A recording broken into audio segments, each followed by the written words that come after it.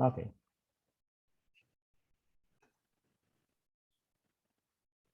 Perfect. Good morning, good afternoon, good evening, and welcome back to the third session of the Cybersecurity Awareness Month, which CompTIA is celebrating across the globe. And today, I myself is very excited because we have a very, very well-known expert who's going to share his knowledge and talk about some real industry skills which the future cybersecurity experts should be having. If some of you are joining for the first time, my name is Varun, and I am responsible for helping students achieve the right skills and help them get a better job in the IT industry. Uh, a quick before I hand it over to Semi, I know, I mean, for some of you it would be a repetition, but then for those who are joining it for the first time, uh, I mean, October is celebrated as a cybersecurity month, and it's not just CompTIA, but then we have organizations, government, private organizations which celebrate October as a cybersecurity month. And why it is celebrated? It was launched by a National Cybersecurity Alliance in the U.S. Department of Homeland Security in 2004. And across the globe, companies share the knowledge, share the best practices, and we at CompTIA are doing our bit by providing uh, uh, free cybersecurity training sessions to the people so that, I mean, they can understand what is it to learn real cybersecurity skills. How we are celebrating, of course, in APAC, we are having the 4 sessions, and today is the third session. But then if you follow CompTIA blog, we are sharing a lot of free resources for you. And in case you have still not started following us on our social media channels, do follow us on our LinkedIn, Instagram, Facebook channels. So in APAC, this is the third session, and till now we have covered network security and threat attacks and vulnerabilities. And today, I myself is very, very excited, personally excited, because today's topic is something which I really love. Because everyone just talks about hacking, but really no one really talks about what it takes to defend the organization system. And today's session, we're going to learn a lot of practical tips, a lot of demos, which will help you to get a understanding that cybersecurity is just not about hacking. The other side of the coin, which is the blue team, which is the defensive security or the soft side, is equally very exciting and very, very important. Uh, for those of you who don't know about us, CompTIA is one of the leading vendor neutral certification body. Our headquarters is in Chicago, US, and till now we have issued close to 2.7 million certification with close to 1.8 million people who have trusted CompTIA certification for getting a better IT career. We have a complete career pathway for all of those. For those of you who already know about this, you know that, I mean, we have the basics. For people who don't know where to start, we have the right basics, and then we also have a cybersecurity pathway wherein we talk about both defensive as well as offensive security. And Semi is going to talk more about it in his session. But meet the expert. I am honored to have Semi today, and thank you, Semi, so much for taking time out of your busy schedule and agreeing to share your knowledge with our audience. Guys, I think, I mean, today you're gonna love the today's session. Semi has got 20 plus years of experience. He has trained, I don't know, I mean, I don't know the exact numbers, but I mean, thousands and thousands of students have been trained by Semi. He is working as a SOC expert in one of the organizations. He has got tons of certification. So I'll not take much time, and I let Semi do an introduction of himself. But before I hand it over to Semi, few quick things. As you know, no personal chats because it is very distracting for both our trainer as well as our audience. Use Q&A section for technical questions. Please don't unnecessarily keep on putting the question, because last time we had close to 500 questions and it becomes really difficult for us to answer all those questions. So if you really have any technical question, please feel free to put in it. I'm going to disable the chat for you guys, but you can always chat with the trainer. So you can't chat among yourself, but you can always chat with the trainer, because Semi is going to be asking feedback from you during his session. You will be getting a recording of this session. Please let me make it very clear that all of you will get the recording of this session by tomorrow. So please don't keep repeating the same question that whether we will get the recording or not. And you will also get a link to access the free 30-day trial which CompTIA is offering for our cybersecurity programs, not just cybersecurity, but all the other programs. With that, let me hand over the control to Semi, and I just wish all of you very all the best, and have a very learningful session today. Semi, over to you. All right, thank you, Varun. Thank you very much for introducing me. Yeah, thank you. Yeah, I'll see you again later. Okay, so yeah, let me just show my screen. Hang on for a while.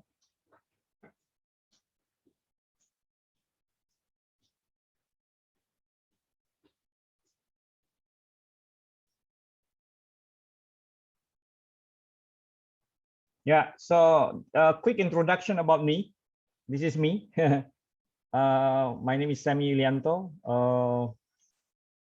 BS in accounting, MIT, IT security and governance, and I have a lot of different certifications. If somebody asks me about my certification, I would just say this is actually my what do you call that? My collection of certification that I normally use to sell my skills and knowledge to my clients. And to be frank with you, it worked.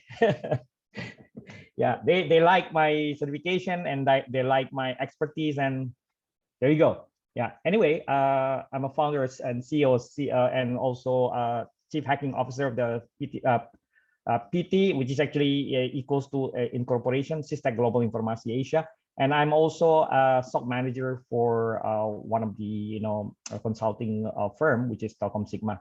So I'm going to share you a lot of things today regarding the defensive security of actually more about the threats and vulnerability management. Yeah. So that's my email, that's my number. You can always contact me if you have any question regarding our topic. And you can also check my YouTube, yeah, youtube.com/c/SemiLianto. That's for now. Yeah, so we'll just go through the slides. Yeah, what I'm going to show you is actually about CompTIA Cybersecurity Analyst, which is the CySA, exam number CS0-002. Why this certification? Because this CySA is actually a very good course for those who would like to learn about the defensive security. Okay. And because of our time constraint, what I can only give you is, only perhaps 10% of the CySA, what we call these topics being discussed. So these are the topics. If you attend if you attend a CySA Plus, certification training, you will have a lot of different what do you call these topics to be discussed, like explaining the importance of security controls and security intelligence, utilizing threat data intelligence, analyzing security monitoring data, collecting and querying security monitoring data, utilizing digital forensic and indicator analysis techniques, applying incident response procedures, applying risk mitigation and security frameworks. Now, we are going to specifically discuss this performing vulnerability management, which actually, the topic or align with the topic being discussed, which is the threat and vulnerability management. So I'll discuss about threat, I'll discuss about vulnerability, and I will discuss about the vulnerability management, patch management, and so on and so forth. So we'll be focusing on performing vulnerability management. Yeah, so that's our main focus. And some other topics being discussed in CySA are applying security solutions for infrastructure management, understanding data privacy and protection, applying security solution for software assurance, and applying security solution for cloud and automation. So to be frank with you, that even in my team, we are actually utilizing this course, CySA Plus, for our layer 1 up to layer 3, or tier 1 to tier 3 SOC analysts. Yeah, we are actually building their capability by integrating the CySA Plus into our curriculum. Okay. All right, so let's start with the actual topic.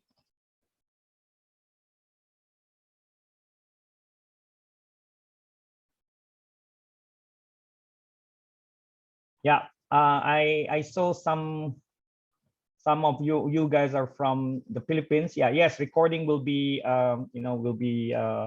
shared perhaps later on. Yeah.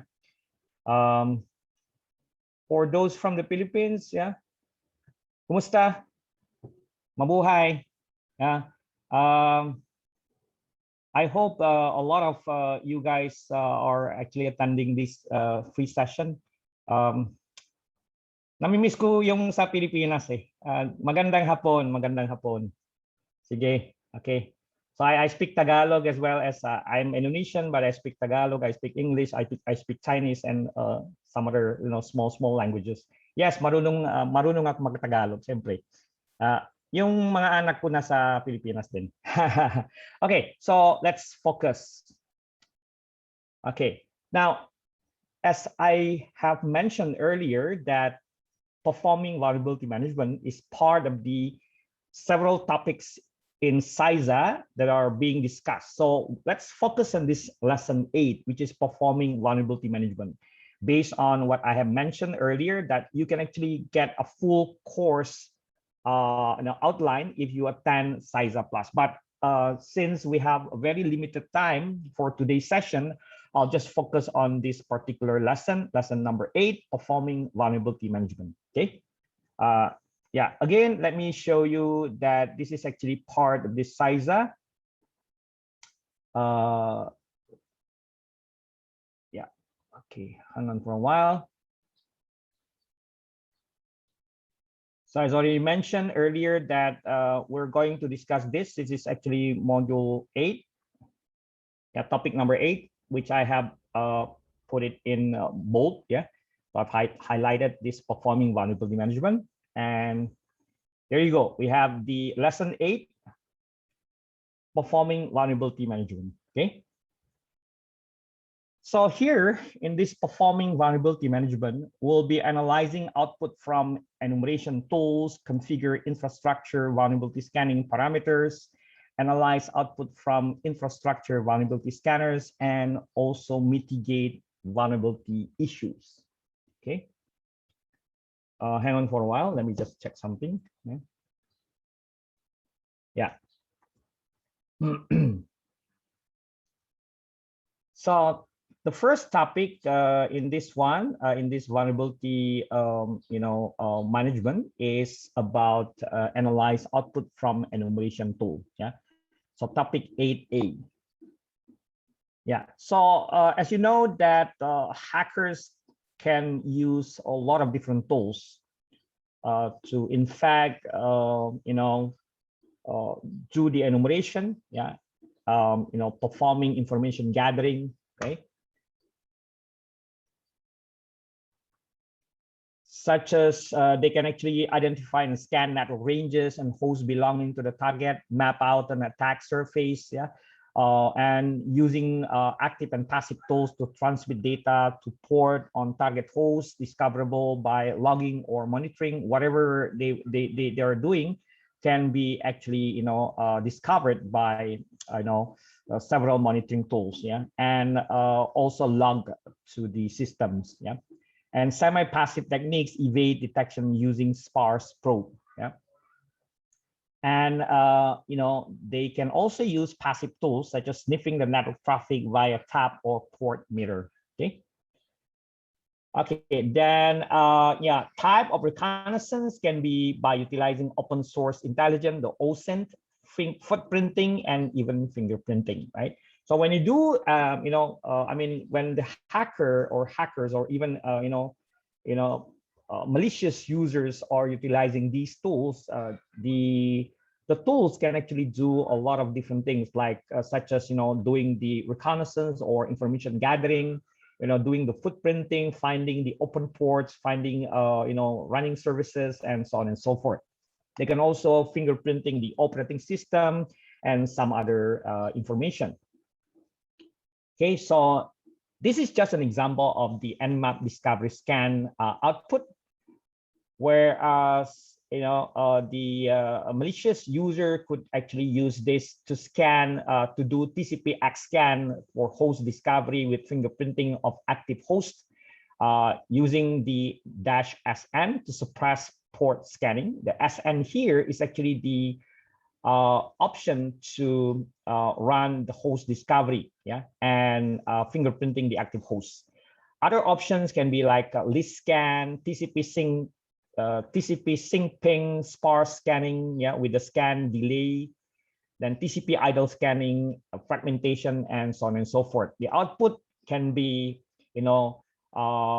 redirected to the interactive, normal, or XML. I would really suggest that you use the XML, because the XML output report can also be used by other tools to do other things. Like, for example, you can create HTML based report based on the XML output options. Yeah. Also the graphable output. You can use like -OA to specify 3 different formats. Okay. And a lot of options are available for Nmap port scans. Like you can use the port scanning service discovery, -SN, sync scans, TCP connect scan, TCP flags, UDP scan, port range, and a bunch of options in Nmap where you have to really I would say master. Yeah. And the result of the Nmap would actually inform you regarding the Nmap port states, like open, yeah, which mean that application and the host is accepting connections. Close, meaning that the port responds to probes, but no application is available to accept connections. Filtered, Nmap cannot probe the port, usually because of firewalls blocking. Unfiltered, open, or filtered, close, and so on and so forth. So you have to understand what the Nmap ports would state during the scanning or after the scanning. Okay. So this is just an example using Nmap fingerprinting scan. So this is actually the result of the Nmap fingerprinting scan output, yeah, which inform you the protocol, the application name, and the version, OS type and version, OS name, device type, common platform enumeration, CPE, and also the scripting. Yeah. So when you use the -A, you would actually get a lot of information or more information about the target host or target hosts. Yeah.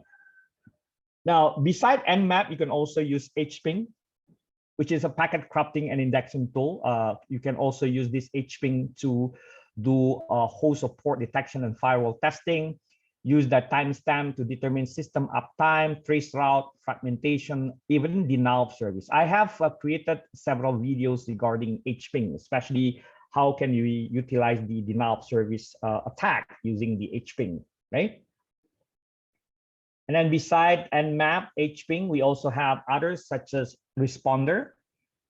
Yeah, exploit name resolution on Windows networks, spoof responses to link local multicast name resolution or LLMNR, and net bias over TCP IP name service known as the NBTNS. And for this responder to work, you need to enable DNS.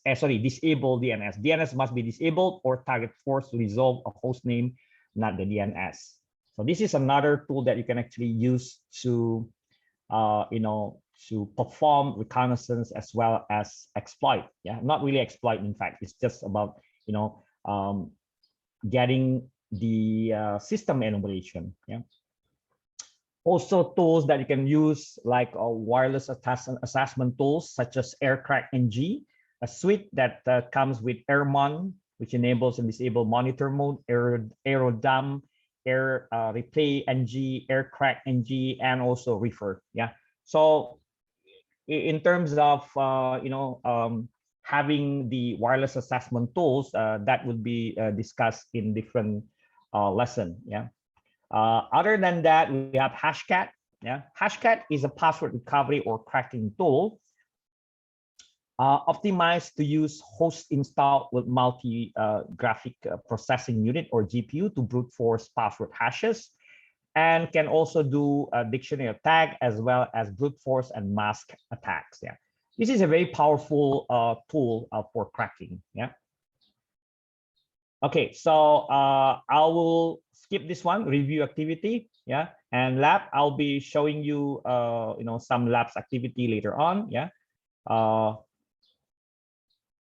Okay, let's move on a bit to the topic 8B, configure infrastructure vulnerability scanning parameters, yeah. Okay, before we can, we move to the next slide. Actually, you can use the, let me just show you an example of the tool where you can actually use the tool to do some activities. Yeah, I am actually running Kali. Yeah, let me just minimize this.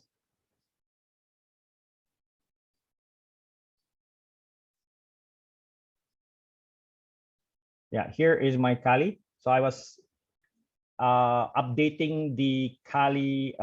This is actually Kali 20.2 upgraded to 2020.4, and you can actually open a new window from here. Yeah, and notice that you can actually change this font. Yeah, to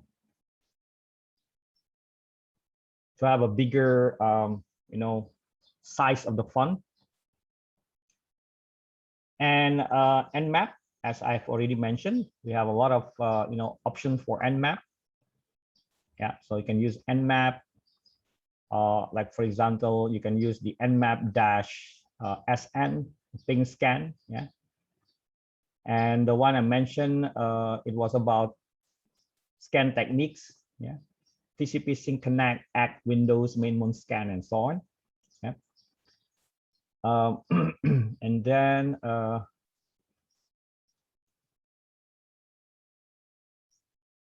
can you guys see my screen? I think you guys can see my screen, right? Hello, guys. Can you see my screen? Okay, great. Okay, so yeah, if you have like if you want to practice with this Kali, I would really recommend you to use the let's say Metasploitable tool. Yeah, let me just open up. Yeah, maybe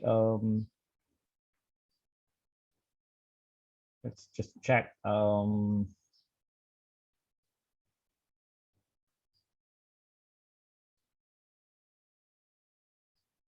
Let me open up one target.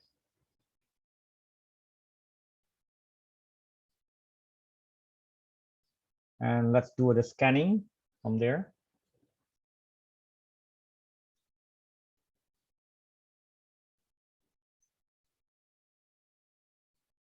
Okay, hang on for a while. Let me just change something. I need to change the Intel virtualization. Option.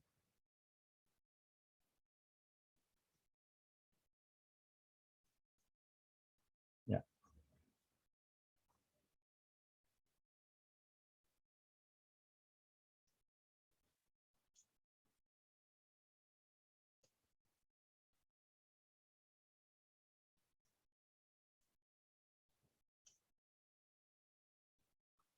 Yeah, I would suggest that you have the offline lab. Of course, CompTIA also provide you with the online lab, but I would really suggest that you have built your own lab. So in my case, I created my own lab and I downloaded from several websites, Valn Hub, for instance.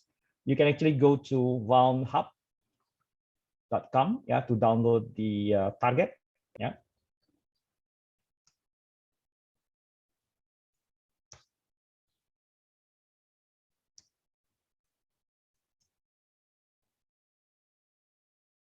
Okay, let me just check for a while. Yeah, still running something. Yeah. Let me also open some other web server.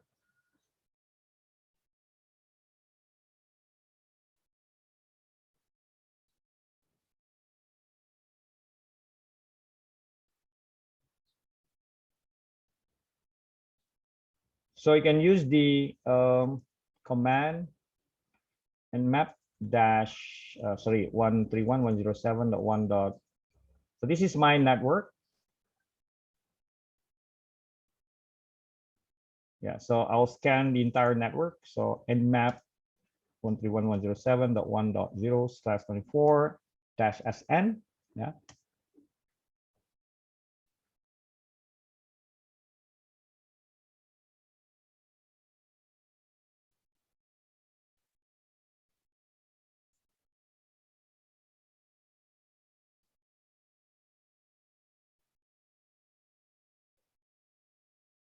Yeah.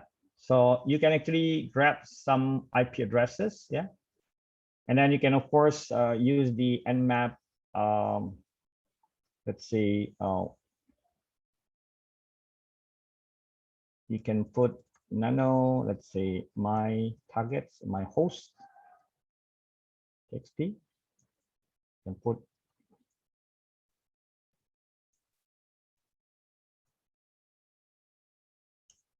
and then you can scan using nmap dash il, my host. Okay. Then if you want to produce, 3 different types of outputs, you can use this dash OA. Let's say we just call it as my host. Scan result without any extension. Okay. And to get the view of nmap while nmap is running, you can use the dash VV. This will turn the verbose, yeah, very verbose, that will show you, the information while nmap is doing the scanning. See this one?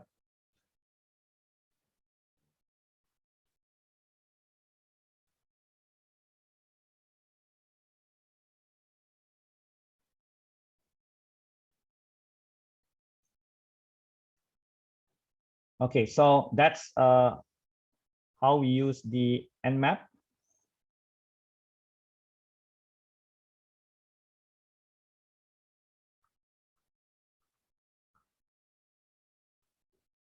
And the result would be something like this. Here, just type ls my host, scan result star. We have 3 different file, like my host scan result.gnmap. This is actually generic, graphable format. Yeah, the result in graphable format. Then my host scan result.nmap is the text file, and my host scan result.xml is the XML file. Of course, if you would like to, as I already mentioned, that it is actually good for you to convert or use the XML output, yeah, for the result, because you can actually utilize the XML format into another format. So for example, you can use the XSLT prop. Then we just put my host scan result XML with the output of my host scan result.html.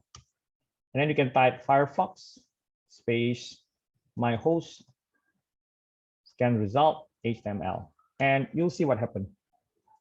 Wow, see, you can produce this kind of report. Okay. Okay, beside Nmap, you can of course use the Hpin 3, for instance, -h. This will allow you to do a lot of different things. Like, for example, you can use the Hpin scan for a particular target here. Just copy. Yeah.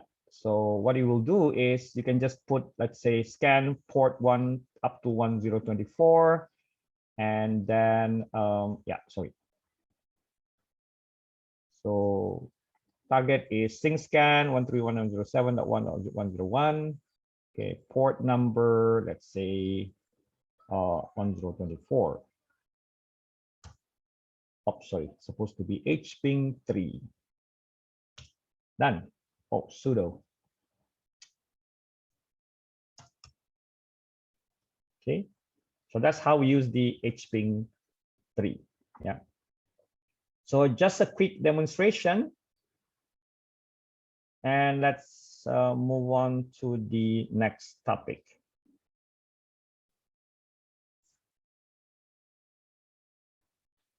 So the next topic, topic 8B, is about configuring infrastructure vulnerability scanning parameters. Okay. Yeah.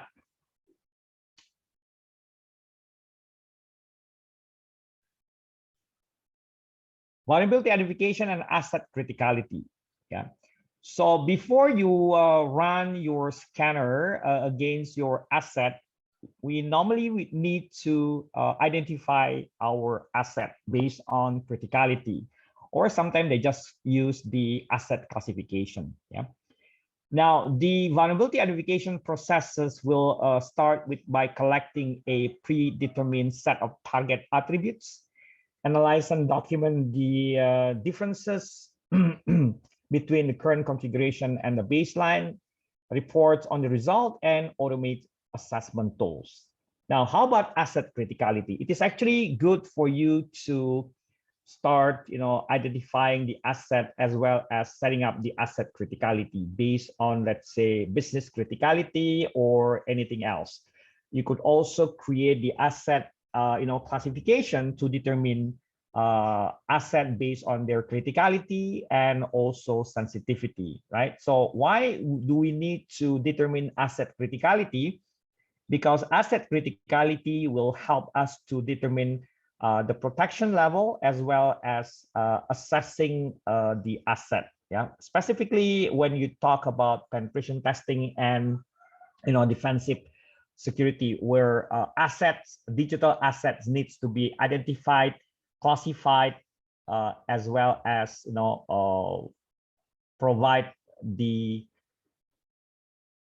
proper what do you call this protection. Yeah, proper protection for the assets. Yeah, so that's actually a very important. Not only identifying the asset, we also need to classify the asset based on criticality as well as sensitivity, right? Okay, let's move on to the assessment scan workflow.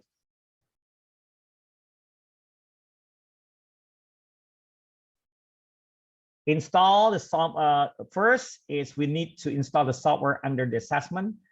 Then after that, perform an initial assessment of the system, analyze the assessment report, take suitable corrective action, perform the assessment again, then document your findings and perform ongoing assessment.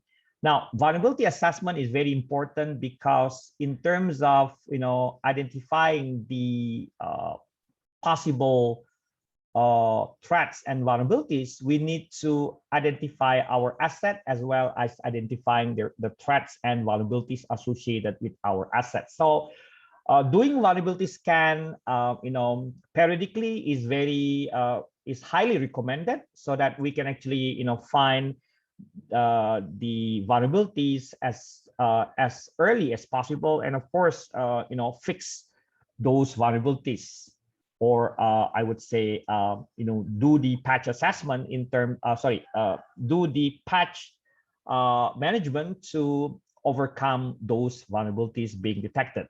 Okay. So ongoing assessment is very important. We would actually, I personally would suggest, monthly, vulnerability assessment rather than, doing like 3 months or every, quarter assessment. So ongoing assessment, whether it's a weekly, monthly, or even, quarterly, it's up to you. Yeah, it's up to the organization's policy, but it is actually recommended to do the assessment, as frequent as possible. Okay. Okay, so this is actually the example of mapping and / enumeration and assessment scope using a tool called OpenVAS. Okay, OpenVAS is actually an open source vulnerability assessment tool, which is also the infrastructure vulnerability scanners, then mapping or enumeration and the scope. Host discovery built into most tools, such as OpenVAS. We can use like OpenVAS, Nessus, yeah. Discrete scope for different scan jobs, then reduce impact on network, and also perform scans on critical asset scope more often, yeah. And you can also, of course, do internal and versus external scan. So you can do internal scan as well as external scan, yeah. Now, let's move on to the scanners types. Now, scanner types include passive scanning, active scanning, yeah, where the scanners will do, the best is actually active scanning, but it will, of course, there will be some, risk related to the active scanning, yeah. The credential would be, yeah, so you can actually do active scanning to find more vulnerabilities, while passive scanning allows you to, of course, use the agent, yeah, to get more information about the targets, yeah. And you could also select credential scan to do anonymous, non-credential scan is actually for or equals to anonymous scan. So when you do anonymous scan without any credential, what you will get is only at the surface level, while using credential scan would actually allow you to go in depth into scanning the operating system as well as the host, yeah.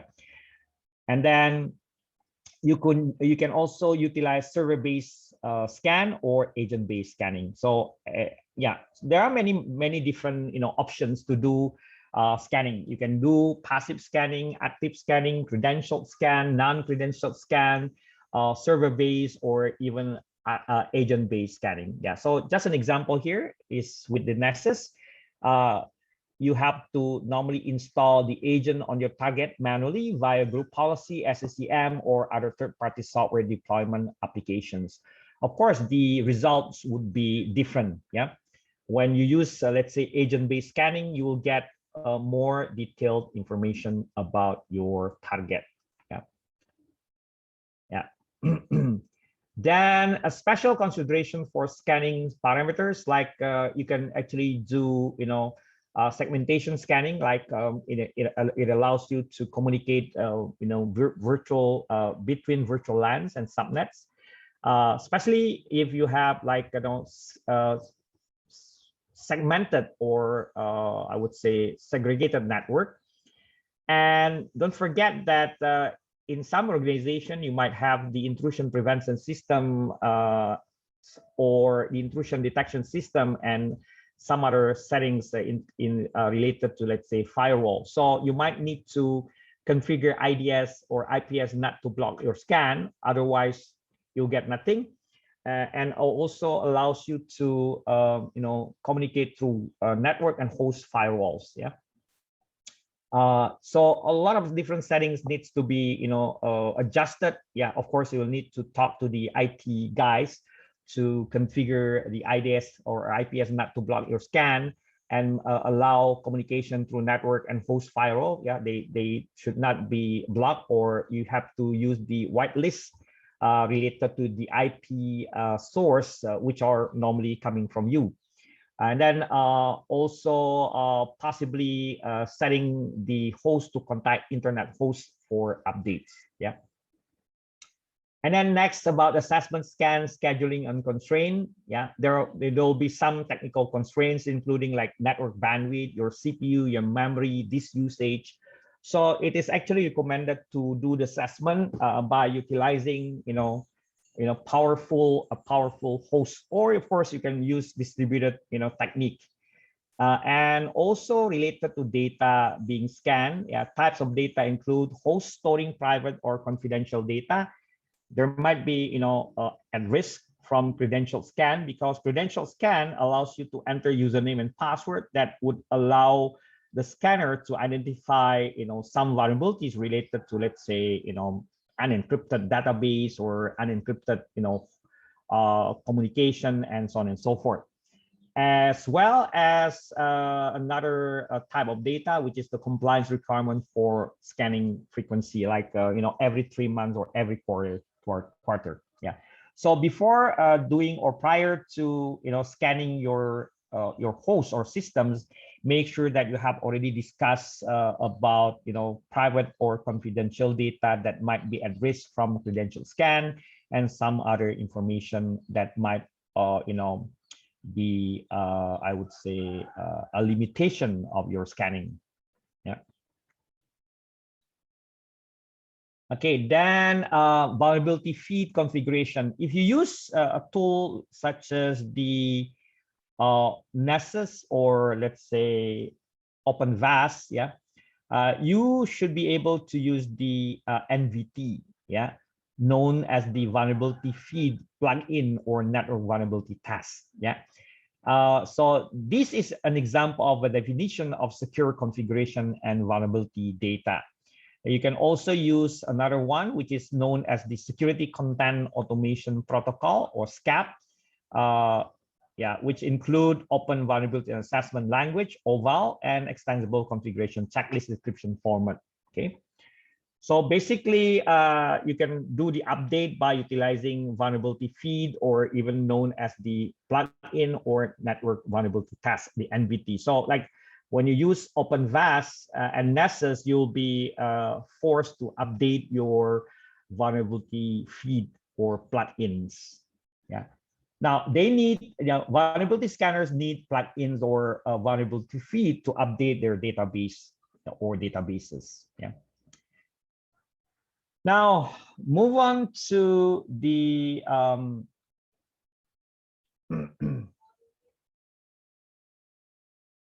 just give me a minute.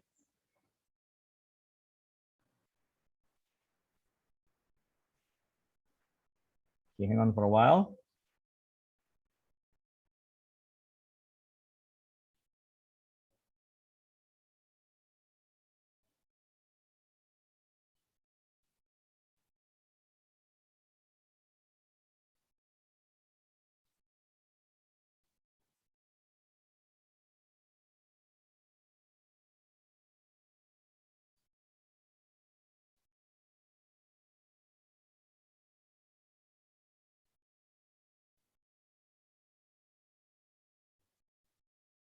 Okay, hang on for a while. I just need to answer a text from my brother. Yeah.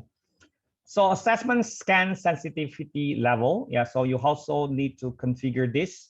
If you're using, let's say, Nessus, you'll need to configure the scan sensitivity levels, such as you can configure discovery scan, host discovery and service enumeration does not test vulnerabilities.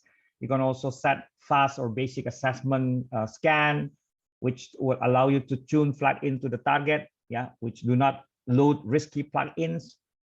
Rely on also previous scan data, or you can also configure full or deep assessment scan. Load more plugins, including risky ones. Do not rely on previous scan data. And you can also select compliance scan and regulatory requirements. Okay. Yeah. And you can configure to match a compliance template, yeah, such as PCI DSS or maybe HIPAA. Yeah.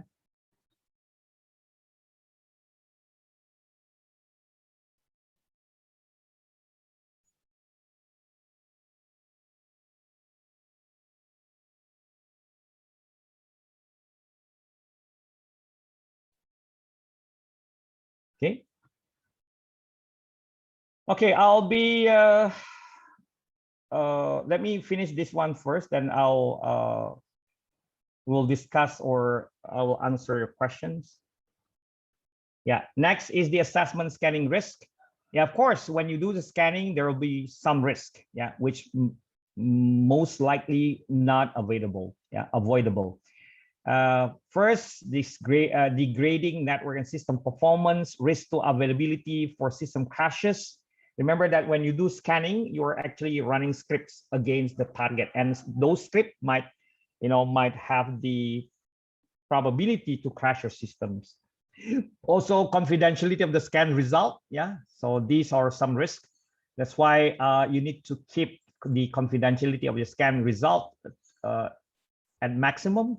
Abuse of scan credentials, like just administrator, and widening attack surface, because somebody who knows about the vulnerability can take advantage of that vulnerability, exploit the vulnerability, and then spread the attacks or do the lateral movement.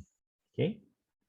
Okay. So before I move on to the scanning result, let me just let's talk about this for a while. Okay, I have several questions.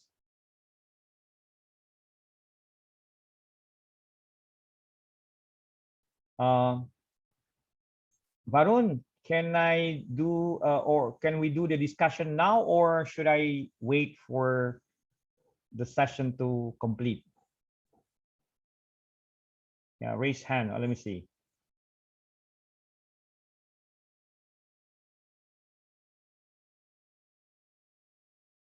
All right, Varun, can you help me on this?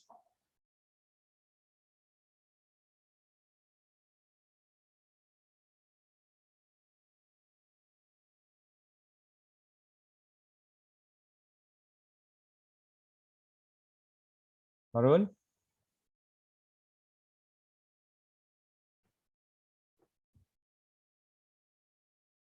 Ah, okay.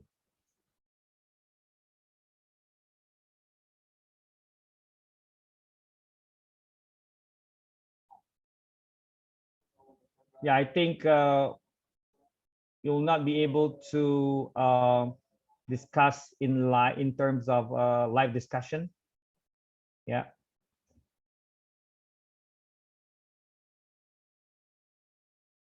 Let me see.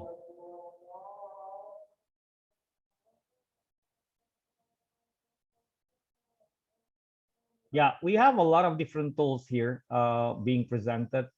Yeah, so anyway, let me give you a demonstration regarding the use of the tools.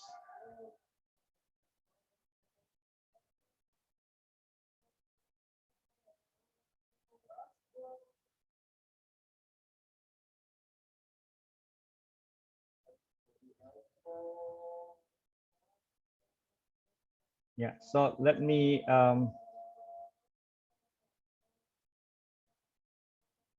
give you a demonstration.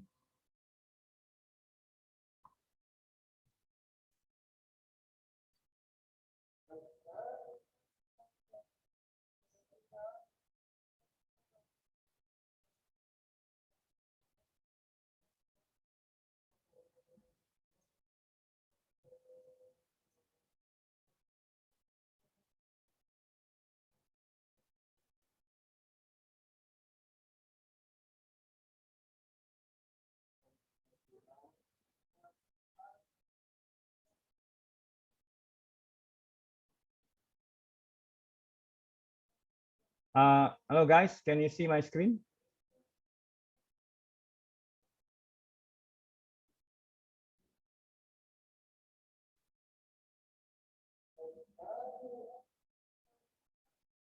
I'm not sure whether you can actually, ask for the question, but you let me know if you have any question while I'm demonstrating the tools. So this is my Kali, and I have Nessus Professional. Yeah, you can actually use, Nessus Professional or even Community Edition or the Essential Edition, which allows you to only scan up to 16 hosts. Yeah. So this is my scan results. Uh, this is where you can actually configure the policy. Yeah. So this is actually the policy where you can, create your own template. Yeah, you can go to the new policy. Yeah. For instance, you can use the, let's say, basic scan. Yeah. Yeah. This is where you can specify whether it's basic. Yeah. Basic network scan. You can also specify credentials. So let's say all. So let's say you can configure Windows or maybe a specific host like just host. Yeah. And you can, for Windows, you can specify authentication method like NTLM hash or password, like, okay, username, administrator, and password, put it like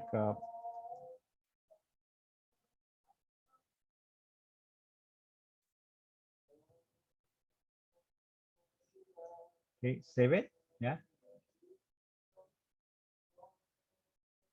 Yeah, so this is where you can specify credential. This is actually used for credential scan, and we have several plugins. Yeah, if you want to allow several plugins or just use all, yeah, it's up to you.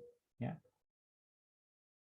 and you can create the name of this. Let's say test policy,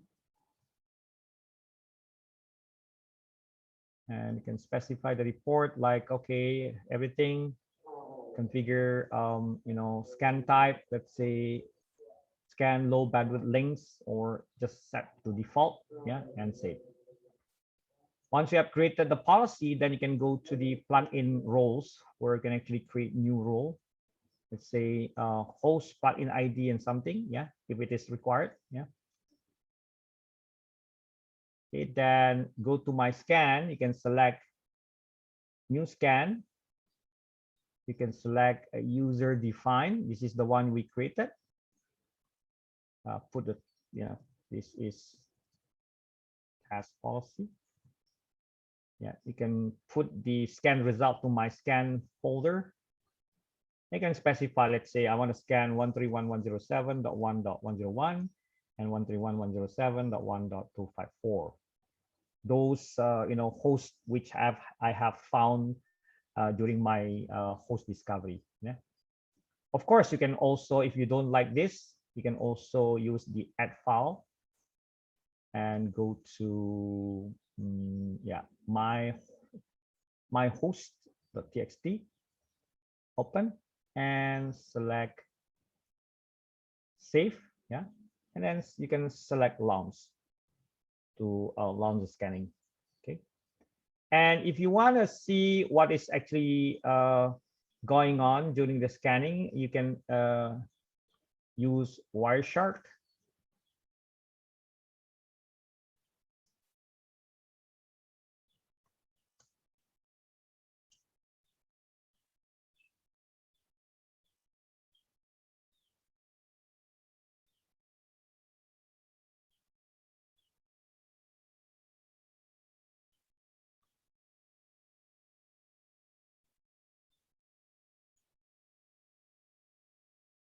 So when you run your scanning, you could also run Wireshark to perhaps record the action.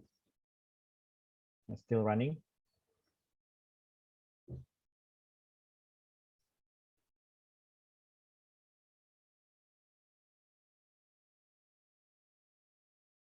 Let me check. What's the problem? Oh, okay.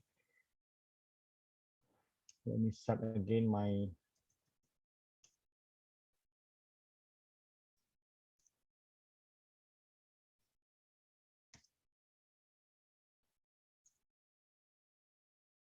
Let me rerun my scan.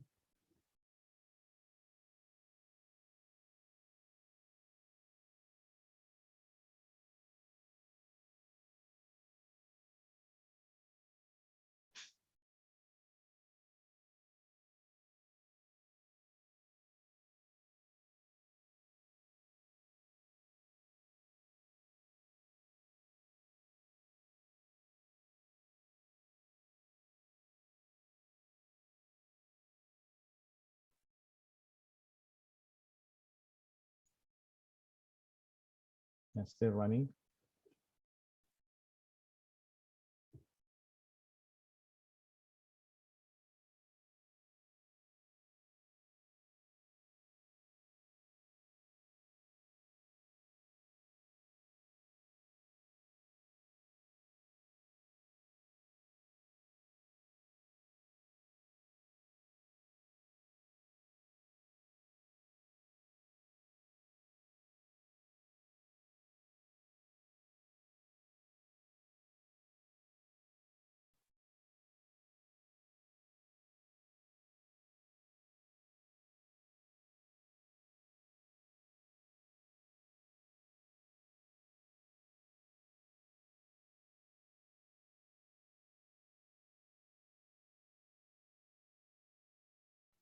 So hang on for a while. We'll have to wait until the scanning process is done.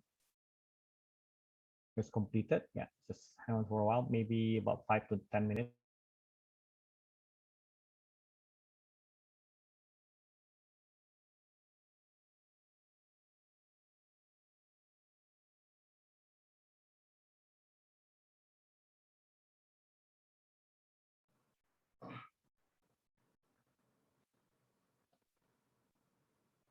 Semi, while you are running the tool, there are few questions which has been put in the chat as well as in Q&A section. So whenever you get some time, feel free to have a look.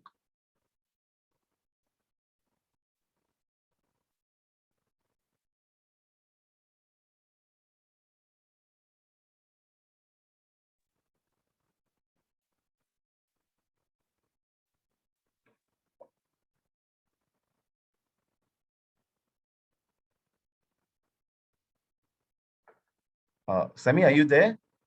You are on mute right now.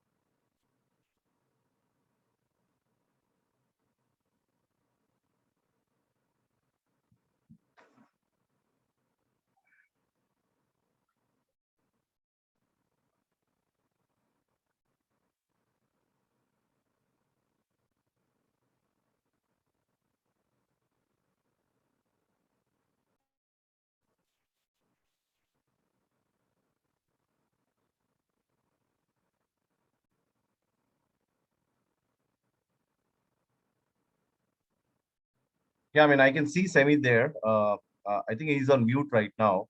Uh, Maybe, I mean, he has got some call or something. Let's wait for him to come back.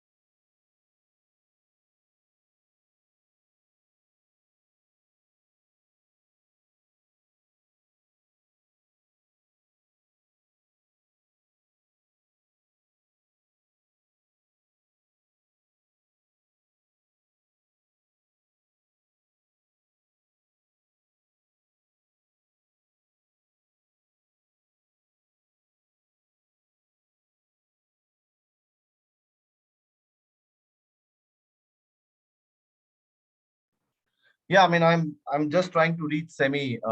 Guys, just hang on for a second. Uh,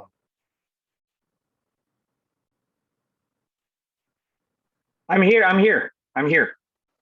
okay, yeah, because there was a complete silence, and I was actually looking for you. Yeah, But then, I'm demonstrating the scanning process. okay, no worries, Semi. What I was saying is that I think, I mean, A, you were looking out for me. So, is there anything I can help you? And B Yeah. is that there are, yeah.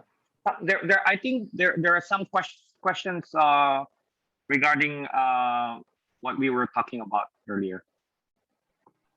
Okay. So I think, I mean, as far as the technical questions are concerned, please, Semi is the right person.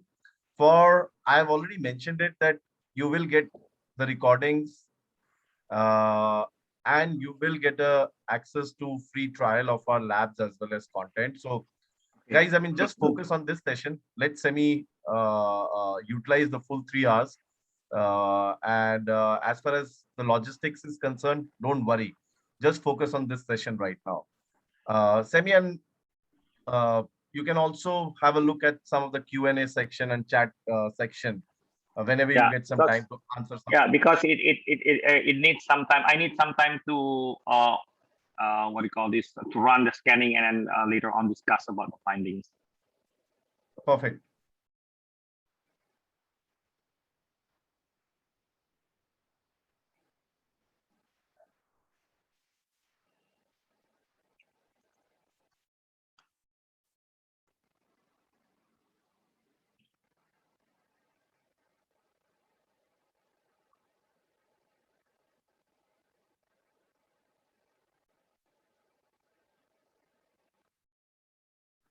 So what I would suggest is, rather than having a pin drop silence till the time your tool is scanning, why don't we just pick up 1 and 2 questions, Semi, and let me just pick that for you so that you can answer.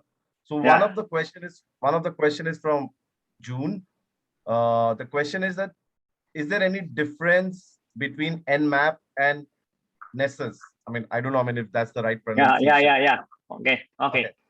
Okay. Nmap is actually a scanning tool. They call it as the N network mapper. Is a scanning tool that will allow you to find hosts as well as getting the information regarding the services running on a particular target host. Okay. Now Nessus, in the other hand, is actually the vulnerability scanner that will allow you to scan for vulnerabilities. Yeah, on different target hosts such as Windows, Linux, Cisco devices, and so on and so forth. So that's actually my answer. Okay. There is Anything another else? question. Yeah, sorry. I think we'll just take one more question before I give the control back. So one of the question was that, dear Semi sir, can you help us with the right tool for doing VAPT auditing? There are a lot of different tools that can be used. There are some open source tools which you can find on Kali Linux, for example. So you can use Kali Linux, the latest version, or maybe Backbox, or maybe something like Parrot Security, where you can find a lot of different open source tools available. Yeah, because when you talk about the VAPT, you can actually combine, open source tools as well as the commercial tools. Okay. Excellent. All right.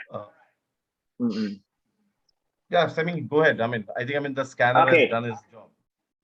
Yeah, I think still running, still running. Yeah, it requires me to run the scanning. Okay. Anyway, I can also discuss the result. Yeah. I don't know what's this is already like 1 hour. What would be the next? Perhaps while waiting for the result, I'll just move on to the next topic. Yeah. So while waiting for the scanner to finish the job, let's move on to the next topic. Now, The next topic, topic 8C, is about analyze output from infrastructure vulnerability scanners. Okay. So this is just an example of the vulnerability scan reports. Okay. It shows most critical vulnerabilities by scope or by host. And then the second, investigate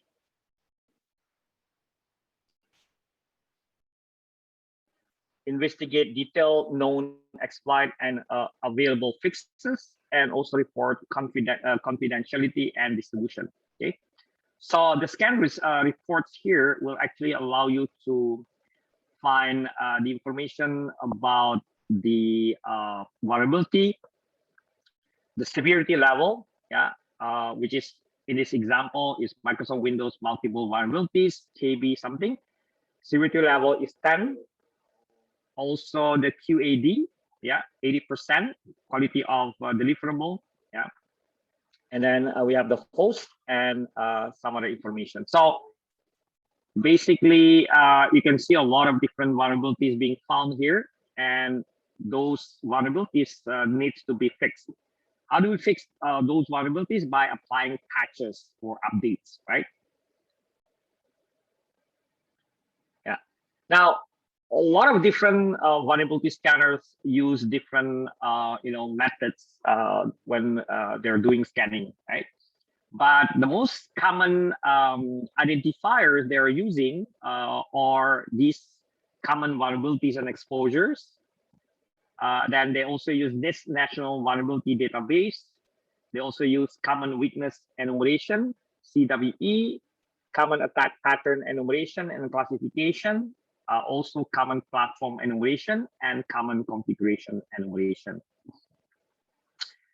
And then by utilizing the CVSS, known as the Common Vulnerability Scoring System metrics, we can get the overall score generation from base score, intrinsic characteristic, environmental components, and also temporal components. So basically, these are being used by many different, vulnerability scanners out there. OpenVAS, NXpose, Nessus, and so on and so forth. And then for the base metrics, they are actually utilizing access factor, access complexity, privilege required, user interaction, or the UI, the scope, and also the confidentiality, integrity, and availability. Yeah.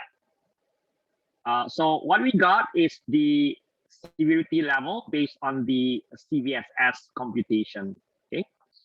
So we don't have to really compute everything, because when you're using or when you're utilizing the vulnerability scanners, you will get the severity level set by the scanners based on their own calculation, of course, by utilizing the CVSS. So there's all of those vulnerability scanners are utilizing the same CVSS, or Common Vulnerability Scoring System. Okay, then next about vulnerability assessment, report validation. Yeah. So normally we need to look for any test result or error type, such as true positive, false positive, true negative, and false negative. The best is true positive, of course. Now, false negative, it's actually a kind of a false alarm. The scanner reported that you have a kind of vulnerability, but this kind of vulnerability does not exist in the actual system, right? So that's actually false negative. Or even true negative, this is actually bad, which means that it does not actually report anything. Yeah, it does not report any vulnerability. The best is actually true positive, which actually reported the correct vulnerability type, vulnerability severity, and so on and so forth. Yeah, so what we want is true positive, not the false positive, not the false negative. Yeah. So we can actually try to reduce the number of false positive as well as true negative and false negative by tuning the application or scanners. Yeah. And then how do we validate those reports showing false positive or even false negative, right? So there are many different techniques. First is to reconcile results. Yeah, you can actually use different, scanner, different what do you call this, scanners? Yeah, web application or network vulnerability scanners, and then correlate the scan result with other data sources compared to best practices, and of course you can identify some exceptions. Yeah, so these are some common techniques. In my experience, I normally use the at least two different scanning tools that will allow me to compare the result.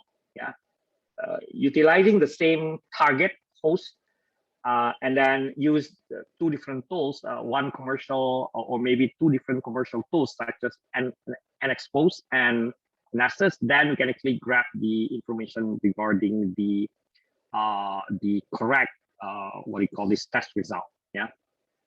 In this case, we're trying to actually reduce the number of false positive. Yeah. False alarm. Yeah. We do not want to have an overwhelm of vulnerabilities being reported, but in the actual or in the real life, we do not have these kind of vulnerabilities being, exist in our systems or network. Okay. Yeah. So this is just an example of a Nessus which I'm currently using. Yeah. So commercial vulnerability scanner on premise. Yeah. So they have two different versions, on premise and hosted. And can also use agent-based scanning. Yeah. This is actually one of the best, vulnerability scanner tools in the market. Yeah, specifically focusing on network infrastructure and host systems. Okay, and then you can also use others such as OpenVAS and Qualys. Greenbone OpenVAS is an open source scanning engine. Greenbone Security Appliance is vulnerability manager using OpenVAS, and then no agent-based scanning supported. While you can also use the Qualys, yeah. Sorry, Qualys. Qualys is a cloud-based commercial scanner and support also for agent-based scanning. Okay. All right. So that's actually the presentation. Let's. Varun, do we have a break or something while I'm checking for this? Oh, well, I mean, do you think, we can give the break right now for 5 to 10 minutes? What does the participants want? Do you want a break? Yes? No. Okay, let me just check. I think a lot of them really wants a break now, Semi. So yeah, maybe 5 to 10 minutes break, Semi, right now? Yeah, 10 minutes break will do. Excellent. Yeah. Sure. And once we come back, what we'll do is we'll take some questions which are there and then start off the session again. In fact, I'm almost done with my presentation. Then I will discuss the result of the scanning and then do some discussion with the students. That will, yeah, to make it more interactive rather than just waiting for the result. Is that okay, Varun? You are in charge, Semi. Okay, sure. Okay. Let's get back in about 10 minutes. Let's take Semi, a short break. Yes. Why don't you just share your screen and put a Google timer? Google what? Google timer, so that we know that exactly. Yeah. Okay. Sure. Okay.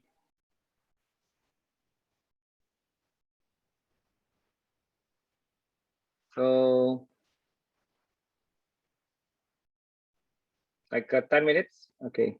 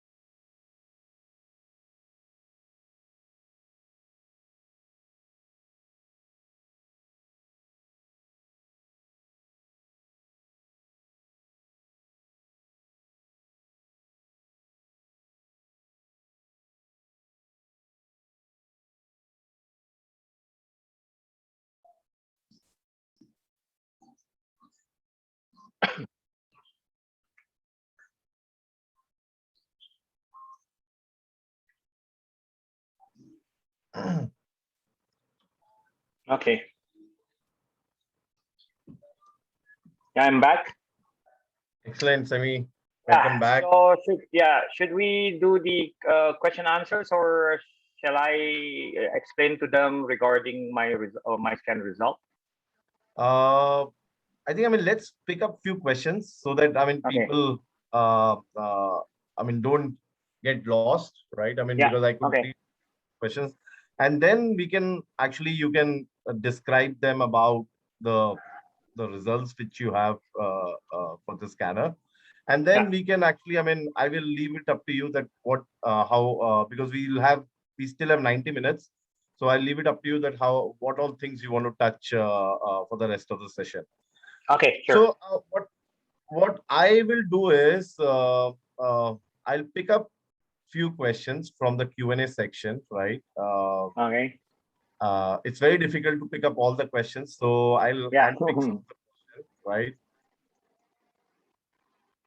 So one of the questions from Antonio is that for starting a freelancer who offers VAPT service, what are the recommended commercial tools aside from having or relying on open source tool? What is the advice for starting a VAPT testers?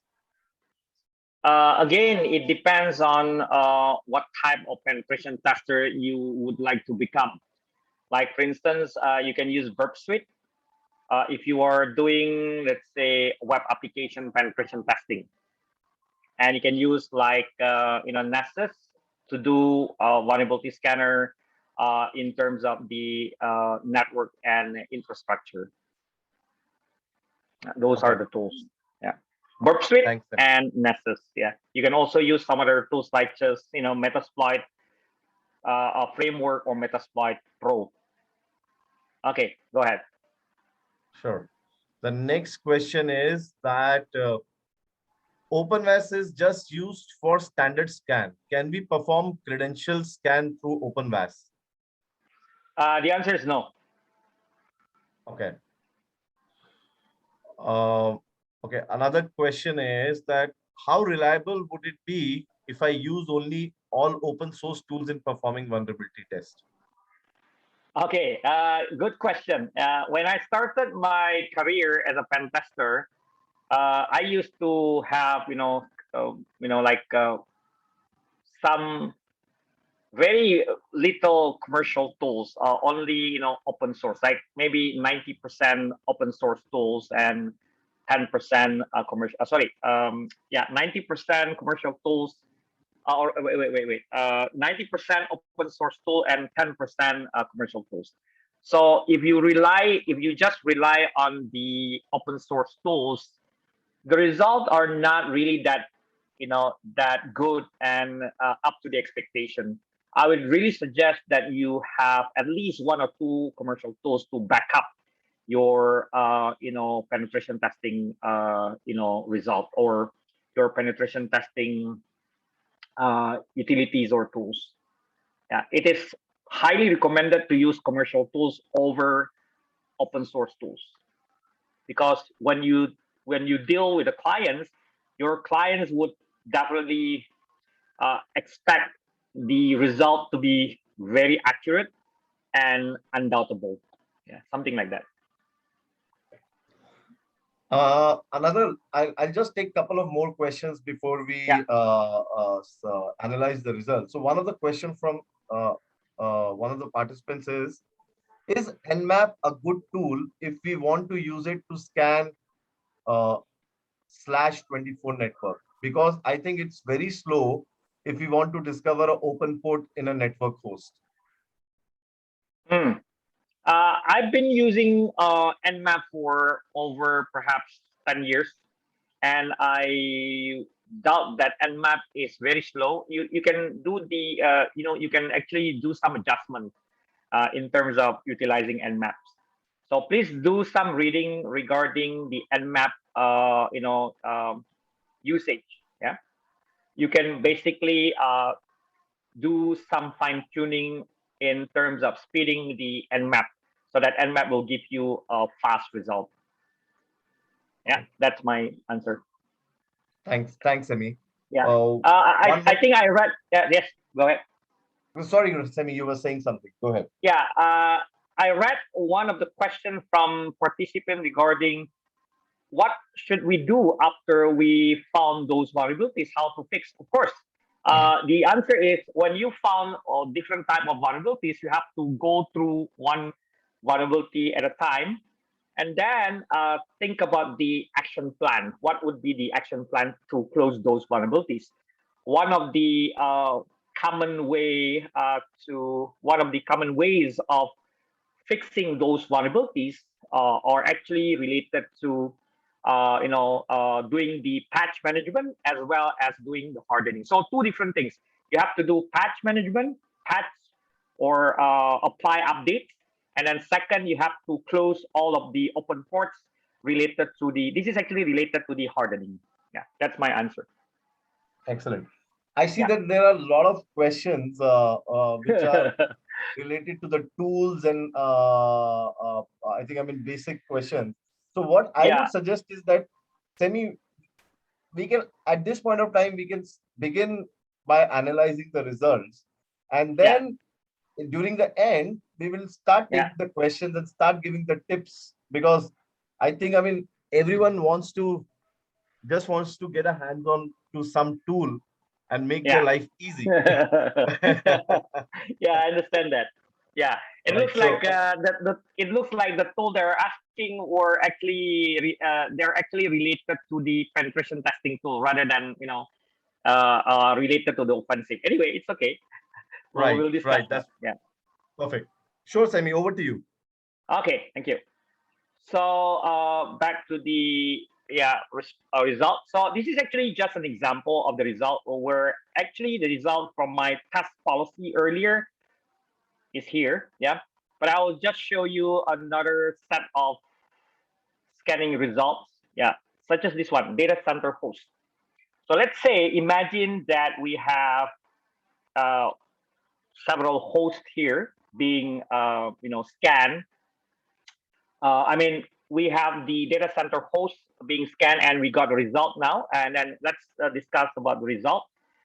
So notice that we have, if you look at the vulnerabilities, we have critical, we've got 19 critical, 12 high, 24 medium, 1 low, and 44 info, right? Now, once you have this result, you can go over the result based on, let's have a look at the vulnerabilities. Just click the vulnerabilities. We have 66 here.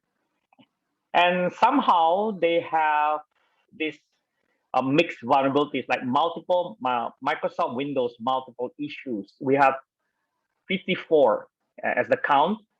Apache HTTP server, multiple issues, 18. PHP, multiple issues, 15. IIS, multiple issues, 11. Yeah. And if you want to go through the host, each host has its own, vulnerabilities, such as here, 131.107.1.101 it has critical vulnerabilities, 23, 9 high, 18 medium, low is 2, and the rest are for the info, 89 for the info, right? So let's go through, or let's go over the vulnerability critical. Yeah. And as you have seen earlier, we've got like Microsoft Windows multiple issues 22. When you click this, you'll see, wow, we have a lot of different issues here. Okay? So total about 73 critical vulnerabilities. Okay. For instance, this MS03026, right? Microsoft RPC interface buffer of run. Now, this remote version of Windows contains a flow in a function remote activation in its RPC interface that could allow an attacker to execute arbitrary code on the remote host with the system privileges. Okay. A series of worm blasters are known to exploit this vulnerability. And according to this, plugin 1.11.808. So plugin details: severity is critical, ID is 11808, version 1.4, and it says that it has a CVSS of score. Yeah, the CVSS base score is 10. CVSS temporal score is 8.3. That's why it's actually critical. Yeah. And did you know that by taking advantage of this vulnerability, yeah, an attacker can remotely take over the server. Okay, so just by using this MS03026. Okay, so it is very important for us to actually, fix this vulnerability. And as you can see here, solution, yeah, Microsoft has released patches for Windows NT 2000, XP, and 2003 and 2003. Yeah, you can go to the MS Bulletin, MS03026. So Microsoft has released patches for this kind of vulnerability. Yeah. Now, if there's any question regarding how to actually fix this vulnerability, first we need to apply patches as recommended. Yeah. Second, we need to do the hardening. How do we do hardening? We can actually do the hardening by, disabling unnecessary services, so that those services will not be taken advantage by the attacker. Okay. All right. So imagine if, let's say, we got this MS03026, yeah, on my host. Yeah. Let's say go to task policy or all scan. Yeah, go to the data center host. 254 also has this, yeah, multiple vulnerabilities. Yeah, and MS03026 is also there. Yeah, and credential check. Yeah.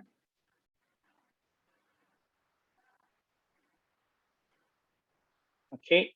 Now, by utilizing, let's say, Metasploit framework, yeah, let's say you can use the MSF console. Yeah.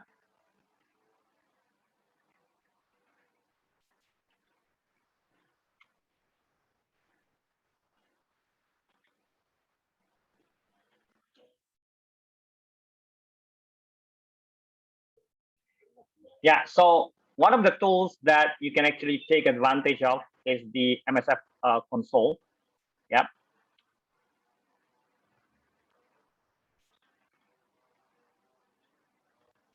And let's have a look at the MS03026 as stated here, MS03026.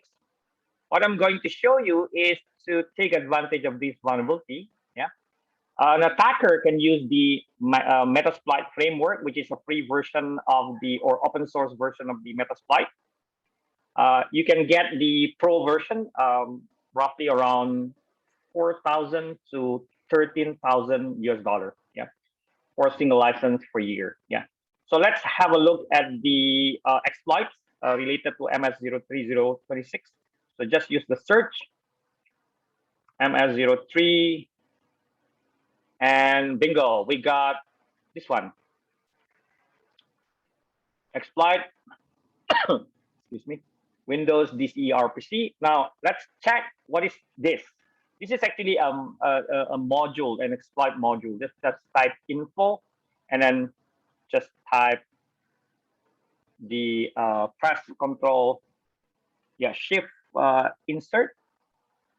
Oops, sorry, supposed to be exploit.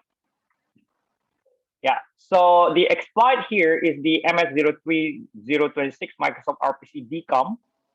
And it also mentioned about this exploit, a stack buffer overflow, blah, blah, blah. And the affected machines running Windows NT, SP3 to 6A, 2000 XP, 2003 Universal, right?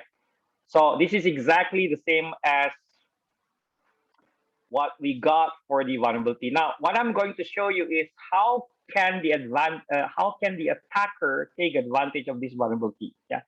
So you can actually use this. Oh, sorry, it's supposed to be search. Yeah, just use this one. Use exploit.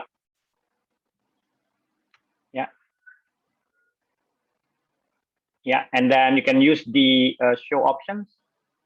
Set our host to, let's say, of course, you can use the identifier like file colon my host.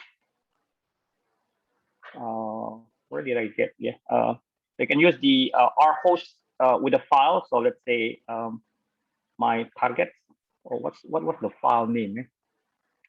Let me see.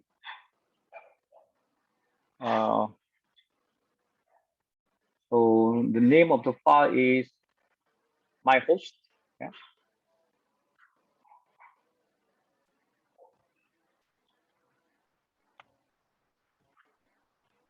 Okay, then because it was set to Windows Metapletter reverse, so I need to set up the lhost, set lhost, my host,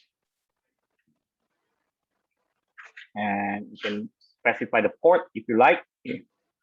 Set L port, let's say 443, and it's like it says that permission bind, or let's say set different port, say 555, and it's like it looks like again the problem with my IP.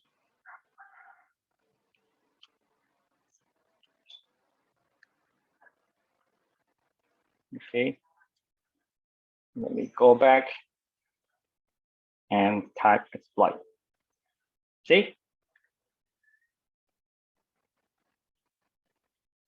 Then you can type sessions by -L to see the sessions, and then sessions -I to interact with the session. And then you can just type sysinfo. Sorry, system info. Let me see. Oh, we got several commands like let's see IP config. But anyway, you can also always use different commands here. We got the Metapletter, payload being executed, and now we have this payload running on the target machine. You can always use, let's say, shell, or maybe execute -I cmd.exe. Oh, I don't have the access. Anyway, let's check info. No post exploitation. Anyway,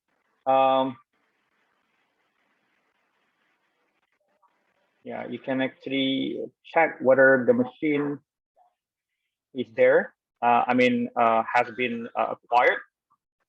Yeah. So anyway, it's because I'm running the latest version of the Metapletter and MSF console. I'm not very sure about this. I need to check regarding the other modules. Yeah. Anyway, we've got the Metapletter running on 254. Yeah. So which means that we have fully taken over the server. Yeah. So again, back to this one. So that's what happened when the attacker can take advantage of the vulnerability being found. Yeah. And of course, the job of the IT guys, or we're talking about the cybersecurity guys in terms of the blue team, is to perform patch management. Yeah, they need to apply patches and updates, as well as doing the hardening. Yeah. So to do hardening, you have to use different approaches. Like for instance, you can disable by shutting down services. For instance, if you want to, okay, so let's say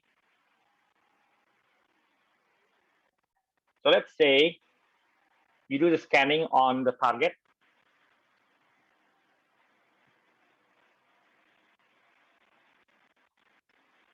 And you found several ports being open.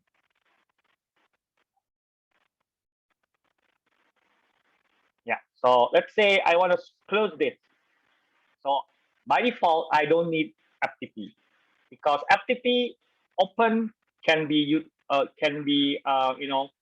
utilized, or can the attacker can take advantage of this open port 21, right? So what we need to do is we have to go to the web server. Yeah, so let's say this is web server. I will log on to this web server. So this is the fix. Yeah, the how do we fix this problem? Let's say, as I already mentioned, that we want this to be closed. Yeah, because by default it's open. Yeah, we have to go to the server. Yeah, I mean, this is not the job of the security guy. This is actually a job for the IT infrastructure guy. Yeah, the system. Yeah. Yeah. Okay, hang on for a while.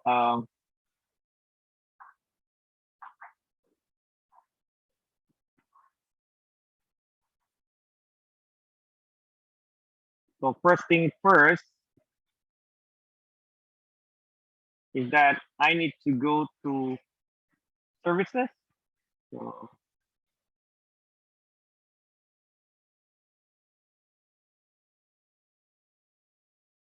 go to run services.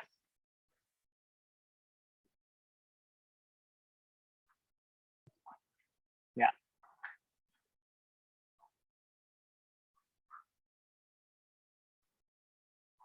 And look for the IIS, Internet Information Services. Yeah, you can go. Yeah, you can go to this services to disable or to stop a service to run, or for this kind of FTP service. What I normally do is I will go to the administrative tools and go to Internet Services Manager and check whether we have FTP service running.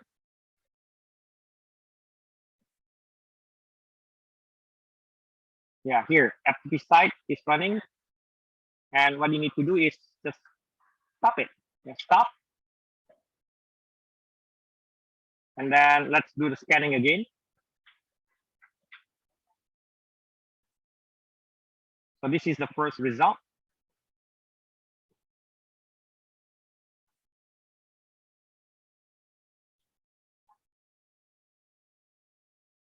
So this is the first result, and then let's check the second result, which is after we have shut down the service. And map 131.107.1.354-F.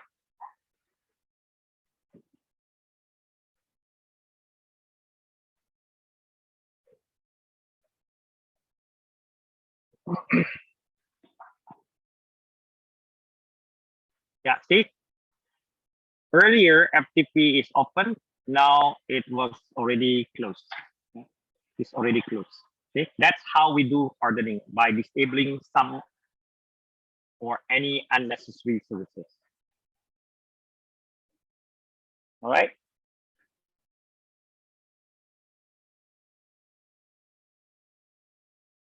Okay, and of course, there are some other issues here which you need to, perhaps we need to, just apply some patches. Yeah.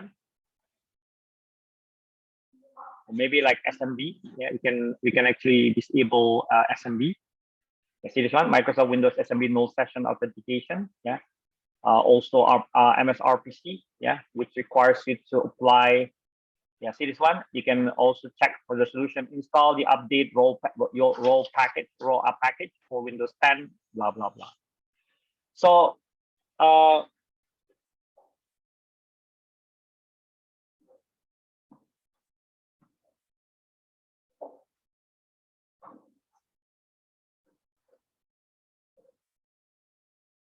let me run a notepad so that I can show you the.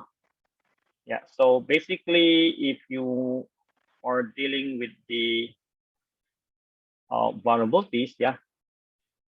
So what should we do to fix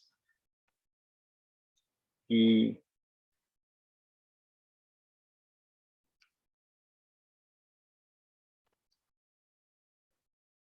So number one is we need to apply patches or updates, even, yeah.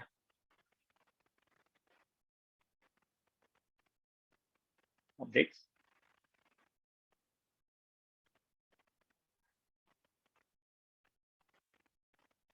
Okay, number two, we can do hardening, yeah.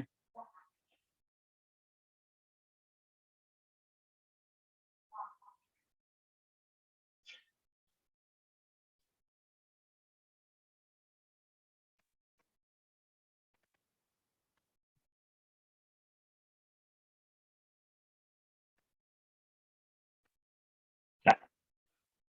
Okay, so these are things that you need to do once you have already found those vulnerabilities, and how do we actually fix those vulnerabilities being found, yeah.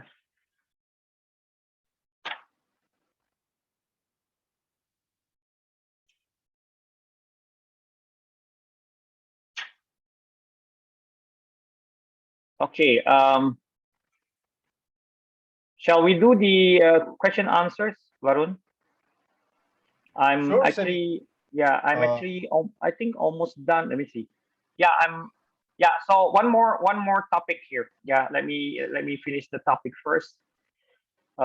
Before we start our question and answers. Yeah. So the last topic for today is topic 8D, mitigate vulnerability issues. Yeah. So when you have found vulnerabilities during your scanning, yeah, of course we will need to do the follow up, right? There are some remediation or mitigation, plans and normally used for risk acceptance, right? So number one is we need to prioritize and resolve vulnerabilities, yeah, such as apply patches, updates, and also harden your server or harden your host. And then second is remediation or mitigation. Yeah, you can actually reduce exposure to risk where possible. Yeah, which I've already mentioned. Apply patches, fix configuration weaknesses, deploy additional security controls, and you can also prioritize remediation action based on the severity ratings. Like you start with the critical, move on to the high, medium, and then low. Right.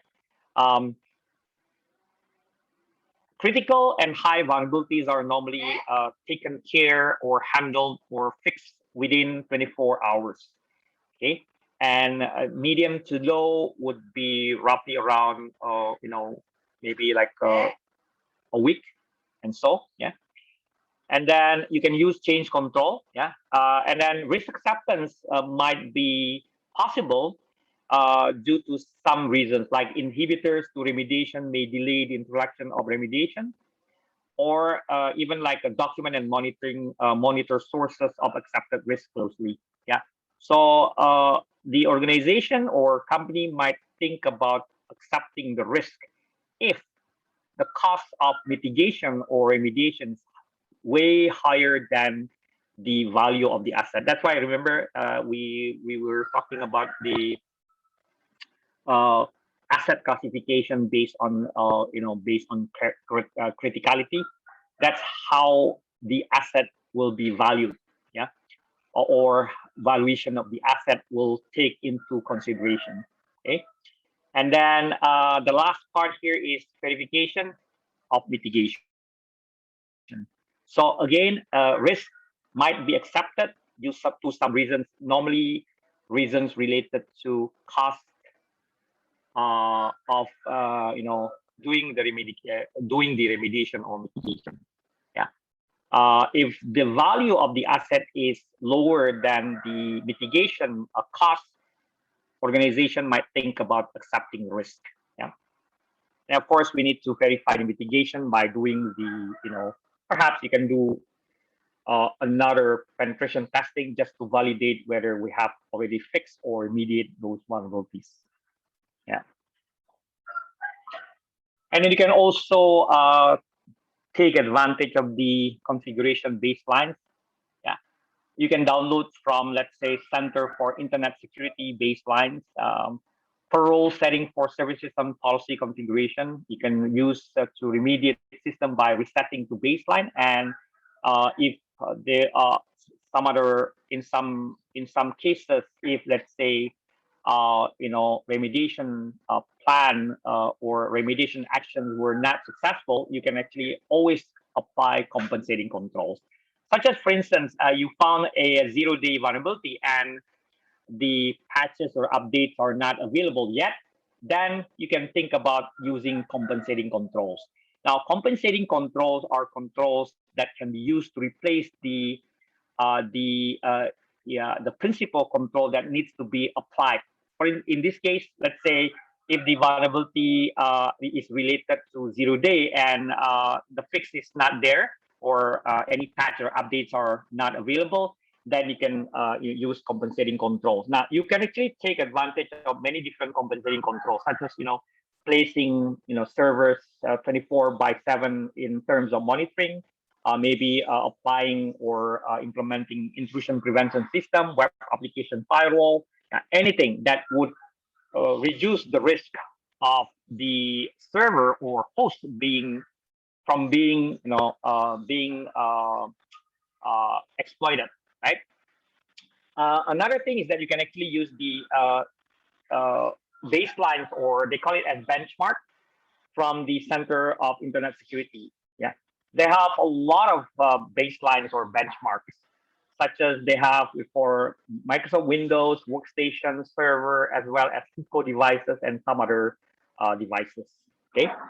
Now, the use of the baselines are actually to make sure that you have systems being configured up to the acceptable level and up to the level of compliance. We normally use this CIS baseline for PCI DSS and ISO 27001. Yeah.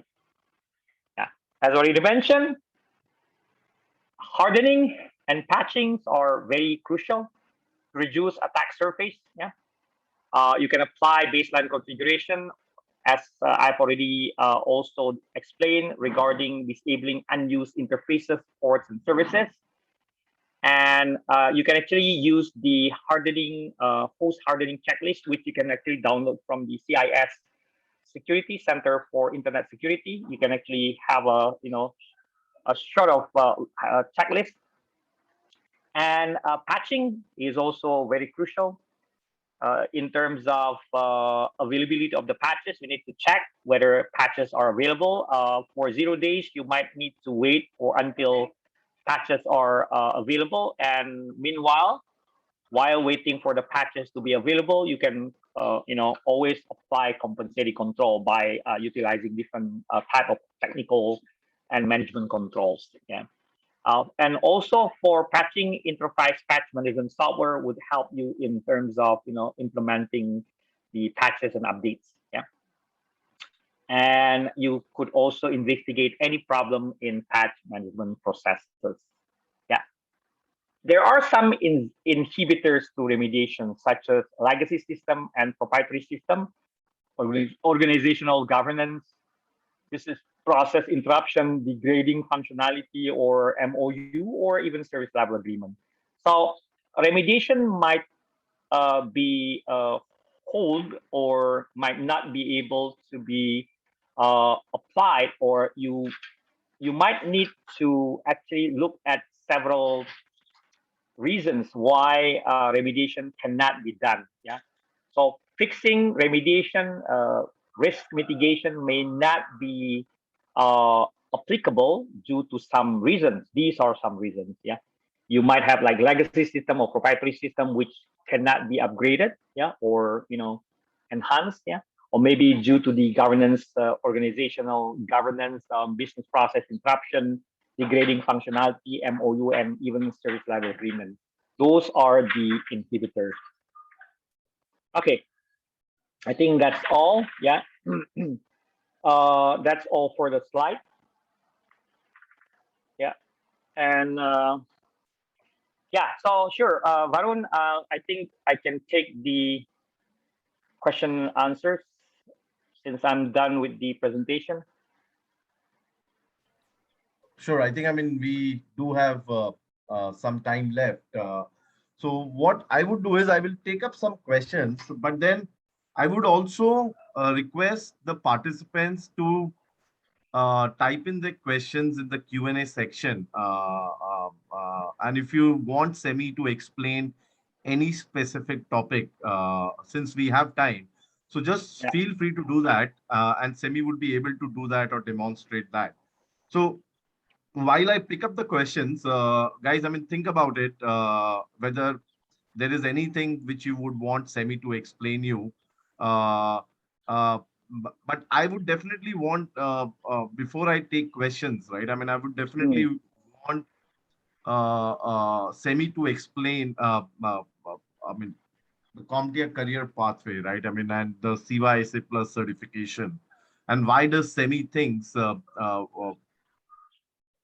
it is important to have defensive security skills, especially in today's time when we are all working from home and our networks are not so secured, right? I mean, why do you think, I mean, it's important to have a good defensive security skills along with the penetration testing?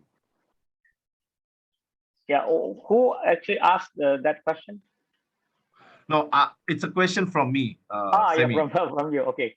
Yeah. So basically, when we talk about the cyber security, we have offensive security, we have defensive security, right?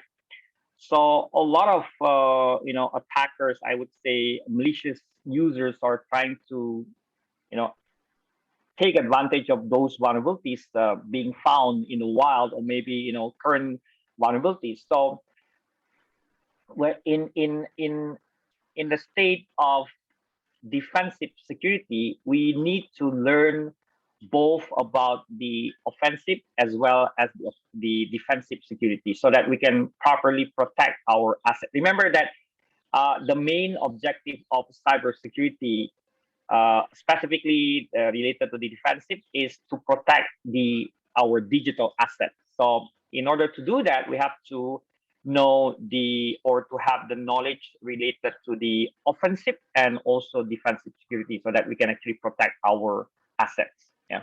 So that's actually the main point. Yeah. As protecting our assets from cyber or from emerging threats and attacks. Absolutely. Thanks for that answer. And I always feel that, I mean, there's always two sides of the coin, right? I mean, you have to have the offensive security skills, but it's also very important. You need to have the defensive security skills as well.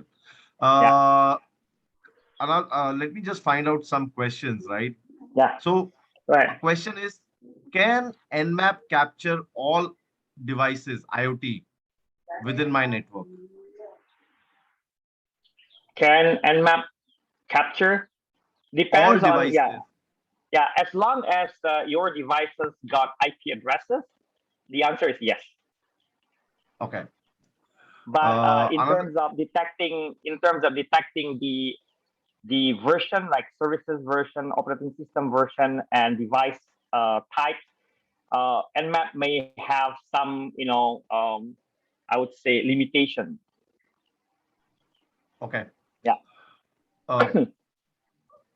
Guys, while I search for the questions which you have asked, but what I would be requesting is that, I mean, if you want Semi to do explanation of any of the topics again, or if there is any topic which you want Semi to explain you, I mean, just put that into a Q&A section, and Semi would be kind enough to either explain again or do a quick, absolutely new demo of anything which you want. So another question is, does big organizations use Splunk or SolarWinds SIEM? SolarWinds, yeah. Or IBM QRadar? And if yes, then what's the difference? Okay, so in my experience, a lot of organizations, especially enterprise organizations, they are using Splunk, QRadar, as well as ArcSight for the SIM or the SIM, security information and event management. In my what do you call this experience, Splunk have been used or utilized by many organizations. It depends on the support from the product or from the vendor. So I won't say which one has the biggest users, but from my experience, Splunk has one of the biggest users in the world. Okay. Yeah. A question from Pandu is, for GRC professionals, what skills should I develop if I want to improve more on defensive security capabilities? More on defensive, yeah. In fact, let me just grab. Yeah, since there's a question regarding that, let me grab another set of. Okay, hang on for a while. My machine is lagging. Yeah. Okay.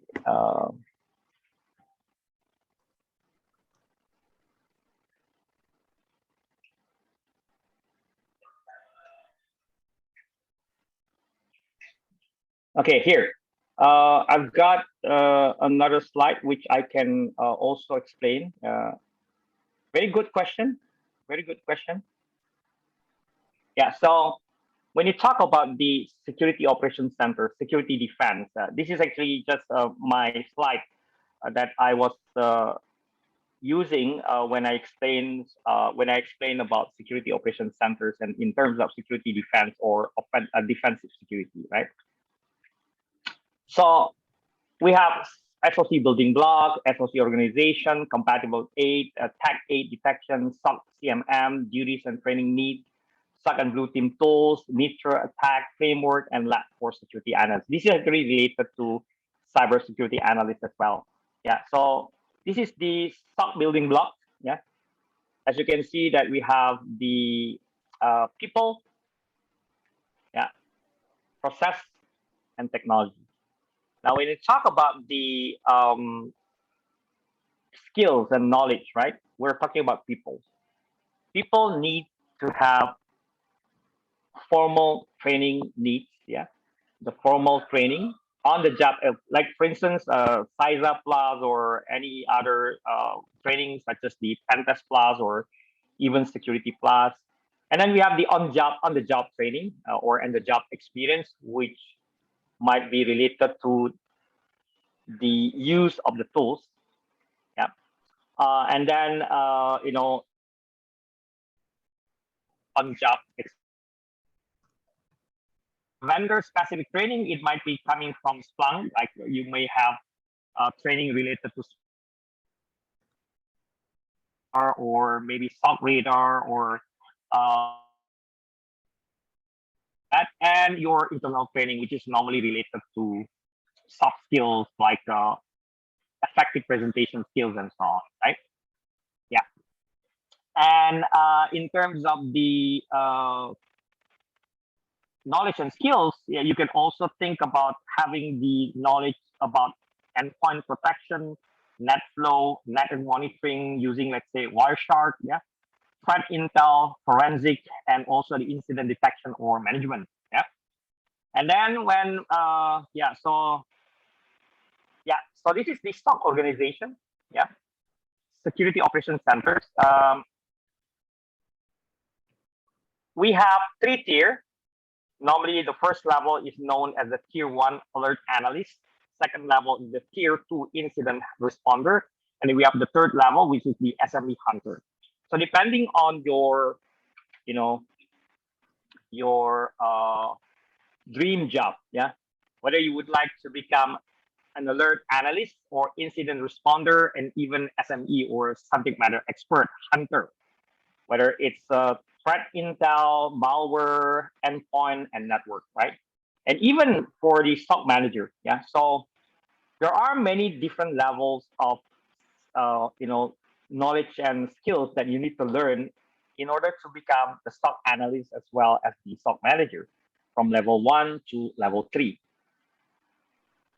As I already mentioned earlier, that you can take advantage of the Tag NA detection, like you have to understand the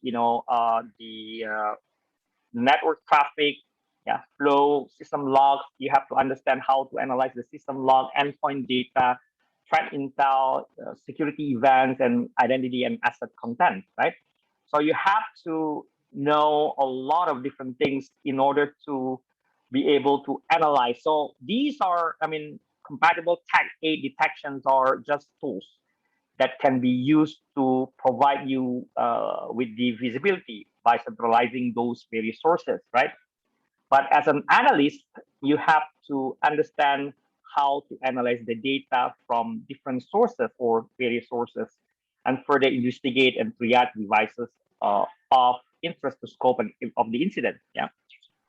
And based on that, you can take an action, right? Okay. I'll skip this. Yeah. And talking about the required training and duties. So if there's a question about what skills needs to be acquired to become, let's say, tier 1 alert analyst, right? Tier 1 alert analyst, or SOC L1, SOC level 1 analyst, has duties: continuously monitor the alert queue, triage security alerts, monitor health of security sensors and endpoints, collect data and context necessary to initiate tier 2 work. The required training would be like, alert triage procedure, intrusion detection, network security information, and event management, and host-based investigative training, and other tools specific training. And certification would be like CompTIA Security Plus as the basic. You can go for SSCP, System Security Certified Practitioner, CySA Plus, and Pentest Plus. If you would like to become Tier 2 Incident Responder or SOC L2, your duties are to perform deep dive incident analysis by correlating data from various sources, determine if a critical system or data set has been impacted, advises on remediation, provide support for new analytics method for detection threat. And the required training includes all training that provide you with the advanced network forensic, host-based forensic, incident response procedure, log reviews, basic malware assessment, network forensic, and threat intelligence. Certification could be something like Security Plus, SSCP, CySA Plus, and Pentest. And then for those who would like to become the subject matter expert or hunter, SOC L3, which requires to have processes or to process in-depth knowledge of the network endpoint, threat intelligence, forensic, malware reverse engineering, as well as functioning of specific application or underlying IT infrastructure, act as an incident hunter, not waiting for escalated incidents, closely involved in developing, tuning, and implementing threat detection analytics. Then your required training includes the Security Plus, SSCP, CySA, Pentest Plus, and CASP, because they provide you with advanced training of anomaly detection, tool-specific training for data aggregation and analysis, and threat intelligence as well. Yeah. For the SOC manager, then you have to get project management, incident response management training. In general, people management certification would be like Security Plus, SSCP, CySA Plus, Pentest Plus, CASP Plus, CSSP, CySA, CISM, and CGIP. Because your duties will be related to managers resources to include personal budget, shift scheduling, strategy to meet SLA, communicate with management, serve as an organizational point for business critical incidents. I also provide overall direction for the SOC and input to overall security strategy. So these are your training needs. Yeah. And talking about the blue team tools, yeah, I've already summarized the SOC and blue team tools. You have to understand like honeypots, sandboxes such as your VM virtualization, such as VMware Workstation, Hyper-V, and then you have to understand several incident response tools, yeah, log management and analysis, adversary emulation, SIEM such as QRadar, Splunk, ArcSight, endpoint detection and response such as Symantec, EDR or Carbon Black EDR, application control, including other network security monitoring tools and network defense. Yeah, you can go to securitytrails.com/blog regarding blue team tools. Yeah, in fact, a lot of different tools available. You can actually, get some insights related to the blue team tools or defensive security related tools by reading a book called Blue Team Toolkit. Yeah, I forgot the complete name of the book. You just go to Amazon and search for Blue Team. Let me just grab that one for you. Yeah.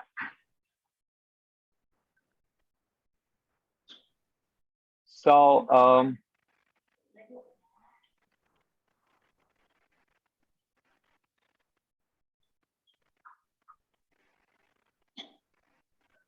yeah, so just type blue team. I would personally suggest that you look for the tool. Yeah, this is a good tool. I mean, a good book. Yeah. Cybersecurity Blue Team Toolkit by Nadian H. Tanner. Yeah, so I would personally recommend to read this book, Cybersecurity Blue Team Toolbook. Okay. And then back to our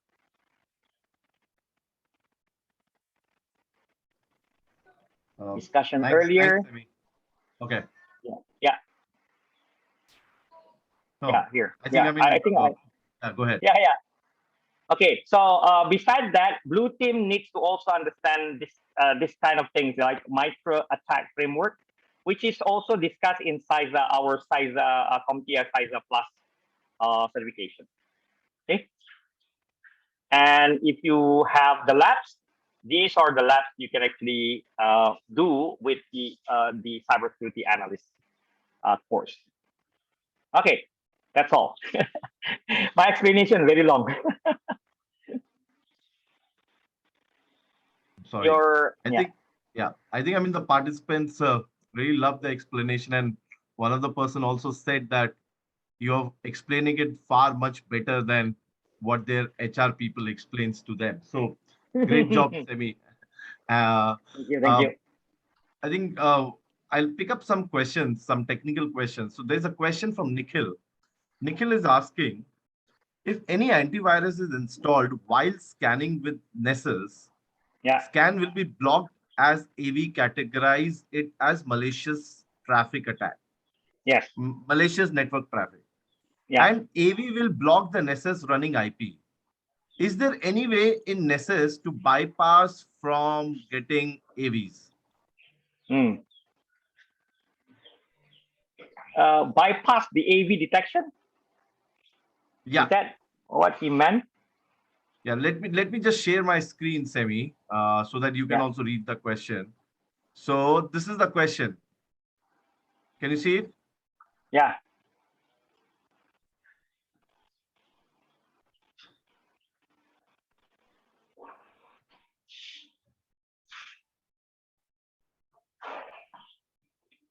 Did you read the question, Semi? No, I can't really read that one. Okay, I will just copy paste into the chat for you, Semi. Yeah. Sure. So that you can answer it. Here you go. Yeah. If any antivirus is installed while scanning, okay, an AV will block the Nessus running AP. Is there any way if Nessus to bypass from getting? Okay, so when you do scanning with Nessus, for instance, and your target has antiviruses running, the scanning might be blocked, right? So this is actually normal, yeah. That's actually normal because we also need to validate whether your security control in terms of technical security controls such as antivirus would actually block the scanning or not. So that's normal. When you have the scanning being blocked by antivirus on different hosts, then you might think about talking to the IT guys to perhaps temporarily disable your antivirus. It depends on the cases. If the case is to test the effectiveness of the security controls such as antivirus, then the result would be acceptable, right? Yeah. So that's actually from my point of view. So blocked by antivirus, that's normal. If you don't want the traffic to be blocked, then you have to discuss with the IT, make some adjustment or whitelist, and then proceed with the scanning. Otherwise, we just report your findings, whatever findings you have. Perfect. Okay. I think there are a lot of questions with respect to the certifications and difference between CompTIA and other certifications, which I would like to take it up in the end, Semi, and get your opinion about it. But I mean, a couple of technical questions. And this question is from Gopal. Gopal is asking, is open source security, I don't know, Onion good to use as a log monitoring analysis? Oh yeah, the onion what do you call this? Security onion. Yeah, security onion. Right. Yeah, right. security onion is a good start to learn cybersecurity specifically related to the log analysis and SIM, security information and event management. Because the security onion has several tools that can be very useful for security monitoring, especially the continuous security monitoring. You can also take advantage of Wazoo, for instance, or QRadar Community Edition. Yeah, so that's my answer. Okay. There is a question. When do we prepare incident report? When do we prepare? When there's an incident. Yeah. So when there's an incident, normally L1 or Tier 1 will need to investigate the incident and do the triage. Categorizing the incident based on the level of severity, then perhaps documenting the incidents and then validate whether the incident is true or is not false positive, just to make sure that the incident really exists. Then they have to go through the reporting the incidents. If they can't do anything, they will just do the triage. Yeah, evaluating the incident. Analyzing, categorizing the incident, and then report the incident or escalate the incident to be taken care by L2 or Tier 2, the incident responder. That's my question, my answer.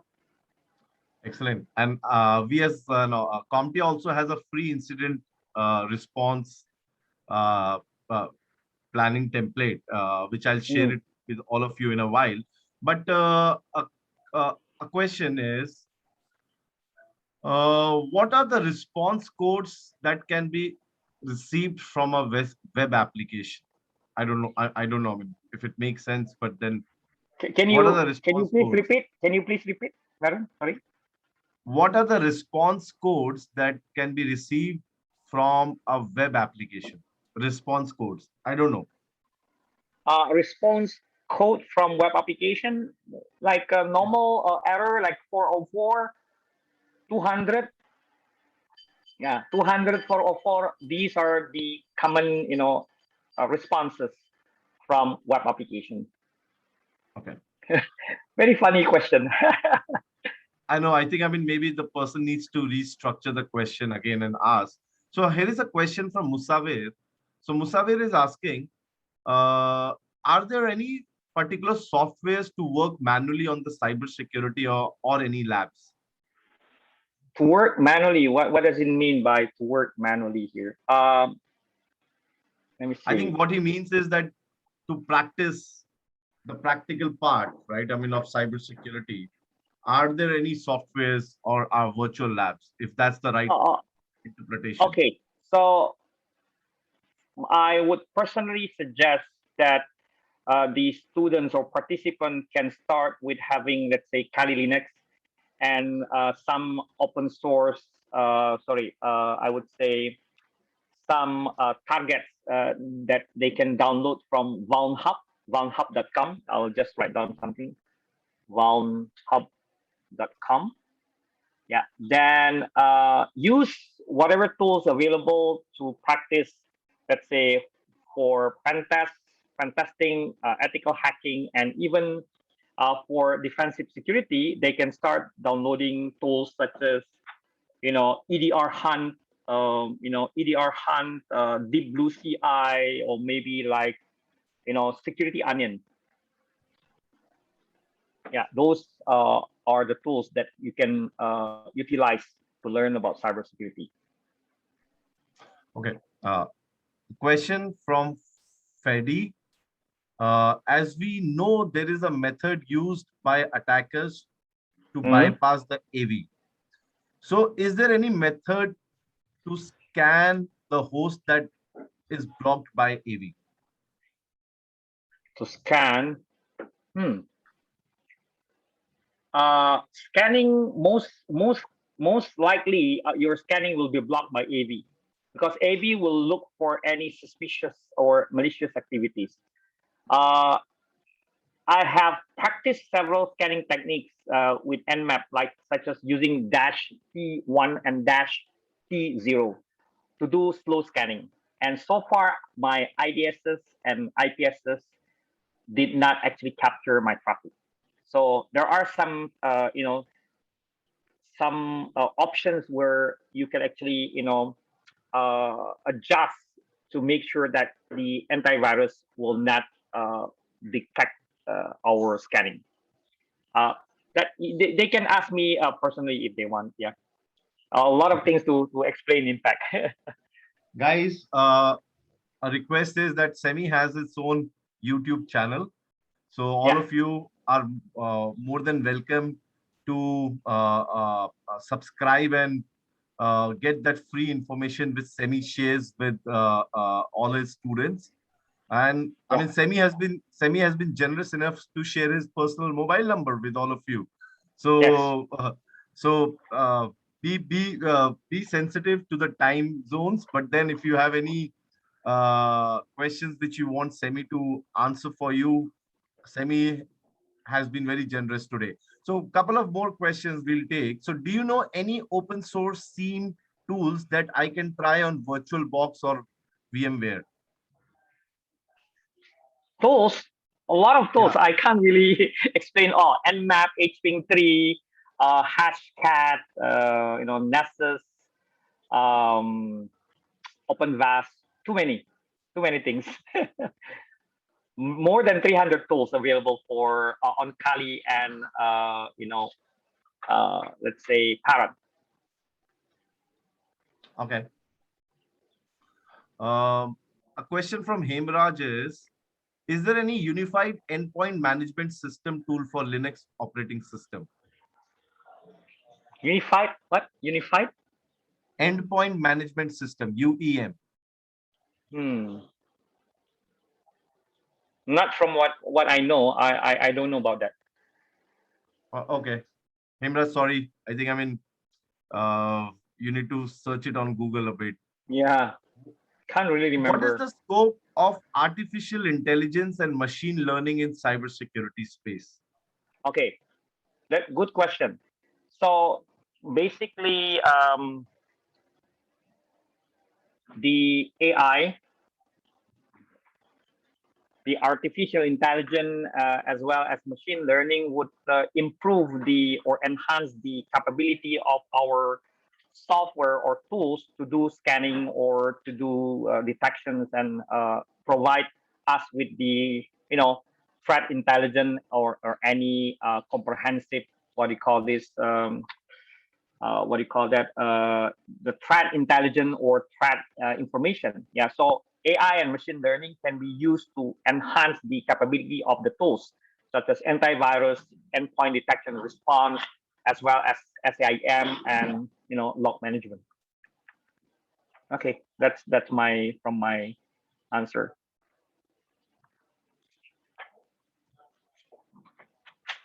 You're mute, Okay. Varun. Yeah. Are commercial Right. security software sufficient to protect the enterprise IT asset, or is hardening still necessary? Okay, so basically there are two things to do. First, you still have to do configuration management, patch management, vulnerability management, and change management, right? But the software or the tools would help us or would assist us in helping or in protecting the organization from the emerging threats. So we depends on, of course, the technology. We also depends on the people that will operate the tools, as well as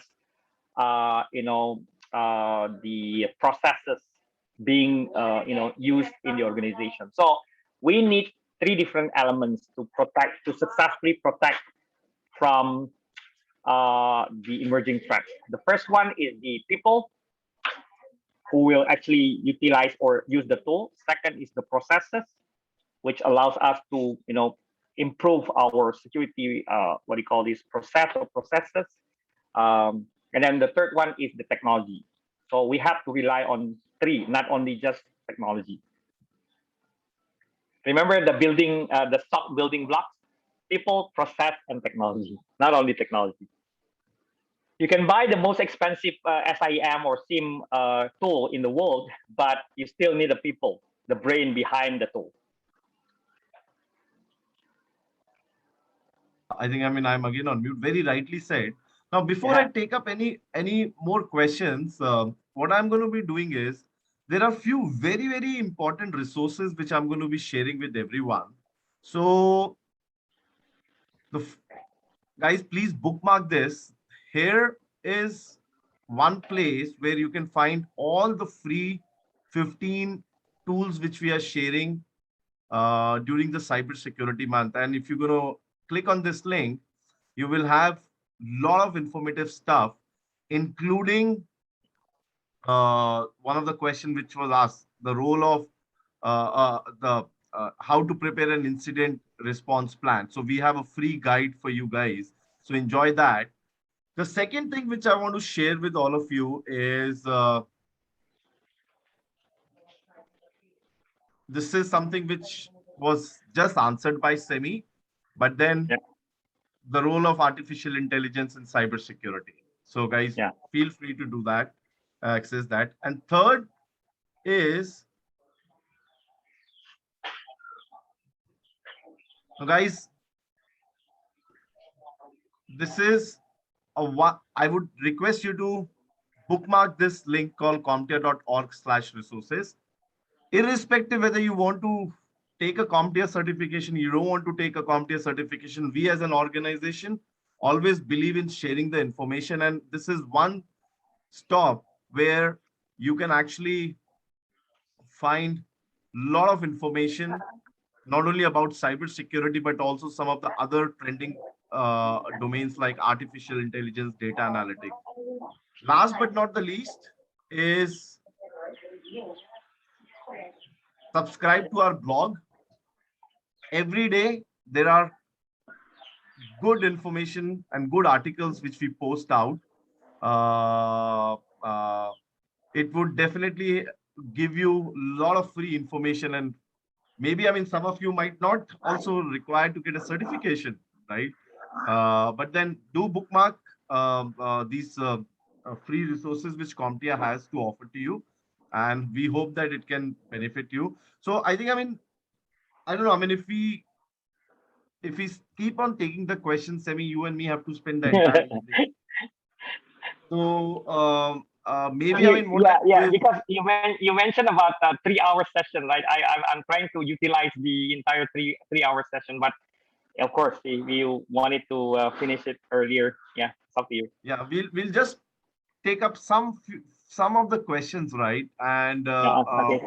And then we'll call it a day. And not to forget, the next week we'll be having a session on penetration testing. So guys, make sure that you attend that. You have the call invite for the next week session. But here is a Mm. question from Ramesh Chandra Joshi, who is asking why most cybersecurity courses are explained on Kali Linux, though while most of the enterprise workloads run on RHEL. With that sense, Red Hat CentOS should be the right platform to study cybersecurity. Okay, so let me answer the question. Uh, there are more than 300 tools, cybersecurity related tools on Kali Linux, right? So basically, Kali Linux was actually built by utilizing the Debian and Ubuntu. Ubuntu was actually from Debian. So when you talk about learning cybersecurity, it's all up to you. You can start by using Kali Linux that has tons of tools, right? And then you can move on to learning Linux like Red Hat, CentOS, Debian, and so on and so forth. So basically, why a lot of courses are utilizing a Kali Linux or maybe like a Parrot Security OS is because they have all, a lot of tons of tools that can be utilized by cybersecurity professionals, even beginners. Yeah, and you have the options to choose whether you want to use like Kali or maybe like Backbox or Parrot Security OS or anything else, right? As long as you can achieve your goal, then it would be more than enough. Yeah, I myself started to learn Linux because I didn't know anything about Linux, right? So I started learning Linux while I have the complete set of knowledge. I'm a Microsoft certified system engineer, security specialist during my day, maybe in the year before year, I forgot, maybe about 10 years ago. Yeah. So I started with Windows and then now I have to learn Linux because when we talk about cybersecurity, you have to know and understand several different operating systems, Windows, Linux, Mac OS, and so on and so forth. So again, it depends on if it's your preference. It's up to you whether you want to start with Linux or Windows. It's up to you. Thank you. Great explanation. Great explanation, Semi. Uh, Question from Mr. Don Wong. Yeah.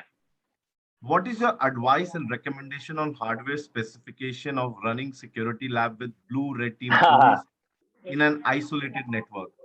The Okay. objective is to learn both offensive and defensive. Okay.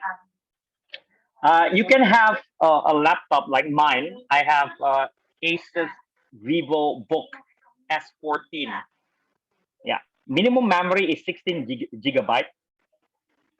Minimum hard disk is you need to have at least two different hard disks, one SSD for your boot system, like Windows, and then the second hard disk is for your data. But they are generally advisable to have SSD rather than hard disk. So number one is you need to have the latest, laptop or PC running the latest, processor like Intel i7 10th generation. Second is you need to have, big memory like 16 to 32 gigabyte of memory on your laptop or your PC. And then third is you need to have SSD for your hard drive or hard disk, yeah, for your storage. Because when you have very huge memory, you can allocate those for your virtual machine, such as you can run Windows, Linux, and so on. Yeah, let me perhaps if we still have time, let me just explain to you. We do have time. We do have time, and Yeah, participants are okay. loving your explanation. So please go ahead. Okay, so here, let me run my, where's my Kali? Yeah, so I think if I give you the demonstration, see this one? I could actually run my Kali, yeah. So let's see. This is my Kali Linux. Yeah, I have 4 GB allocated for this Kali, yeah. And I can run multiple operating systems here. See, 4 GB for Kali, and I can run like Windows 10, Windows 2000, Windows 2003. Basically, if you have very huge memory, you can allocate those memory. I mean, you can allocate the memory for your virtually VMs. Yeah, you can run multiple VMs. Like me here, I can run more than 10 VMs at the same time, utilizing my current memory. Okay, and then to speed up the process, of course, you can actually take advantage of the SSD, yeah, solid state disk, so that the process of booting and everything will be. See, let me just show you something. Let me suspend this. So let's say I will run my Kali 2021, yeah, and when it's actually running, it will take few minutes of, I mean, maybe less than 1 minute to restore my virtual machine state. Yeah. And if you don't have the software such as VMware Workstation, then you can always take advantage of the VirtualBox. Yeah. So use VirtualBox, create your own Kali Linux installation. I mean the VM. Then you can download several targets. Yeah. See, this is my Kali 2021. Yeah. Oh, sorry, supposed to be suspend here. Yeah. So get this VMware Workstation or VirtualBox.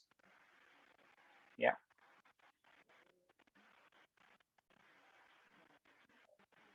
So I can use, just give me a minute.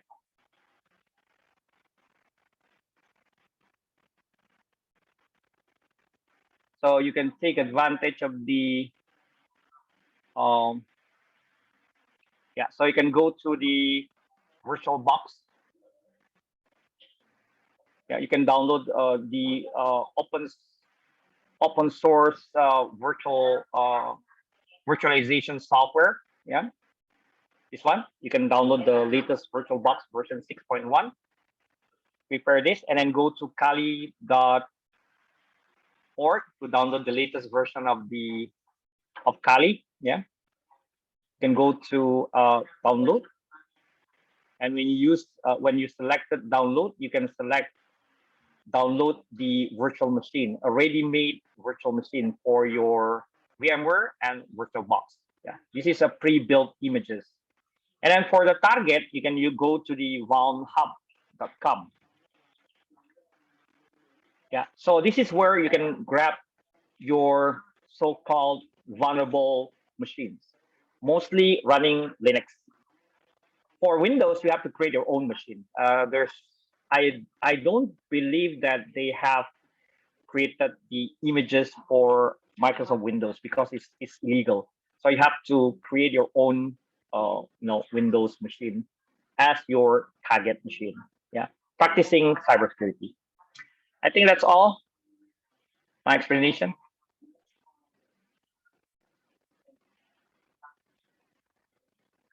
Yeah, mute. I know I am on Yeah. mute again because I'm doing multitasking, and when you have a Yeah. small daughter, by the way, so she can anytime come and knock on my door. So because we are still working from home, but Yes, correct. but I think, I mean, that's it, Semi. We have covered most of the information which we had to do today. And I can see also that some of the participants have already started leaving.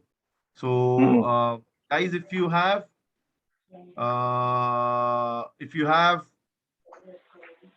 any questions which are still unanswered, Semi would type in his email ID in Yes. the chat box. Yes. He has already Go done ahead that. and ask the Go ahead and questions. ask the questions. Follow us on CompTIA Asia LinkedIn page. Follow us on our, I mean, no matter if you are from Pakistan, India, Sri Lanka, Philippines, in all these countries, we have our own social media channels. So follow us. Yeah. There were a lot of questions regarding the discount if CompTIA is offering. So we would definitely be sending you some special codes once we are done with all the sessions so that you can get benefited. But if you want to get trained by Semi, so Semi also delivers online trainings on CompTIA certifications, and a lot of students take his online as well as offline program. So feel free to be in touch with Semi, and Yeah. next time when Semi is launching a public batch for either CompTIA or any other program, right? I mean, feel free to attend that with Semi. Yeah. With that, we will end this session, and hopefully everyone enjoyed it. You will be getting the recording of this session by tomorrow. Yeah. And stay safe, guys, and see you uh, again on next Thursday, same time, where we will be talking about penetration testing tips and tricks with another expert, CompTIA experts. Till then, take care, stay safe. Thank you, Semi, once again. Yeah. Are you closing? Are you closing this the session? Is there something which you want to say, Semi? Yeah. Maybe if there's any question related to the course or whatever I explained, feel free to contact me through email and WhatsApp. And I'm thinking about giving a free session maybe next time. I don't know. It's about threat intelligence and threat hunting, which is very, very, I would say, in demand now. Excellent. See, perfect, Semi. I think that's very, very generous of you. Guys, what we will do is we will, whenever Semi decides the date, of course, you follow him on social media and Semi will let you know. But since we also have all of your email IDs, we will definitely be sharing that information once Semi tells us when he's launching that free session. But then Yeah. that is not from CompTIA, that is from Semi. from me. That is from Semi. From my So, individual. Yes. Yeah. perfect. Okay, Semi, thank you so much. I don't know, I mean, how many people we have, but do you think, Semi, we should take a quick picture of everyone? Do you have Yes, time, of course. Semi, right now? Do you have time, Semi? Yes.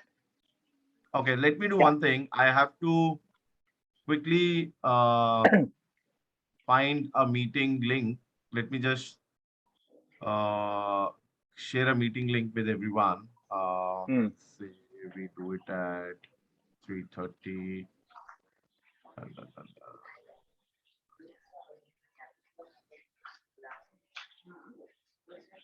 Copy link. Okay, guys, what we'll do is we'll get a chance to see every one of you. So stop typing in the chat, and here is the link of another meeting. Please leave this webinar and click on this another Zoom meeting so that all of us can see each other and take a quick couple of pictures with all of you together. So, Semi, let's end this call. Just copy paste this link. Have you got it, Semi? Yeah, done. Okay. I'm leaving perfect. and joining. Yeah. Okay. Okay. See you guys on the other side. Bye.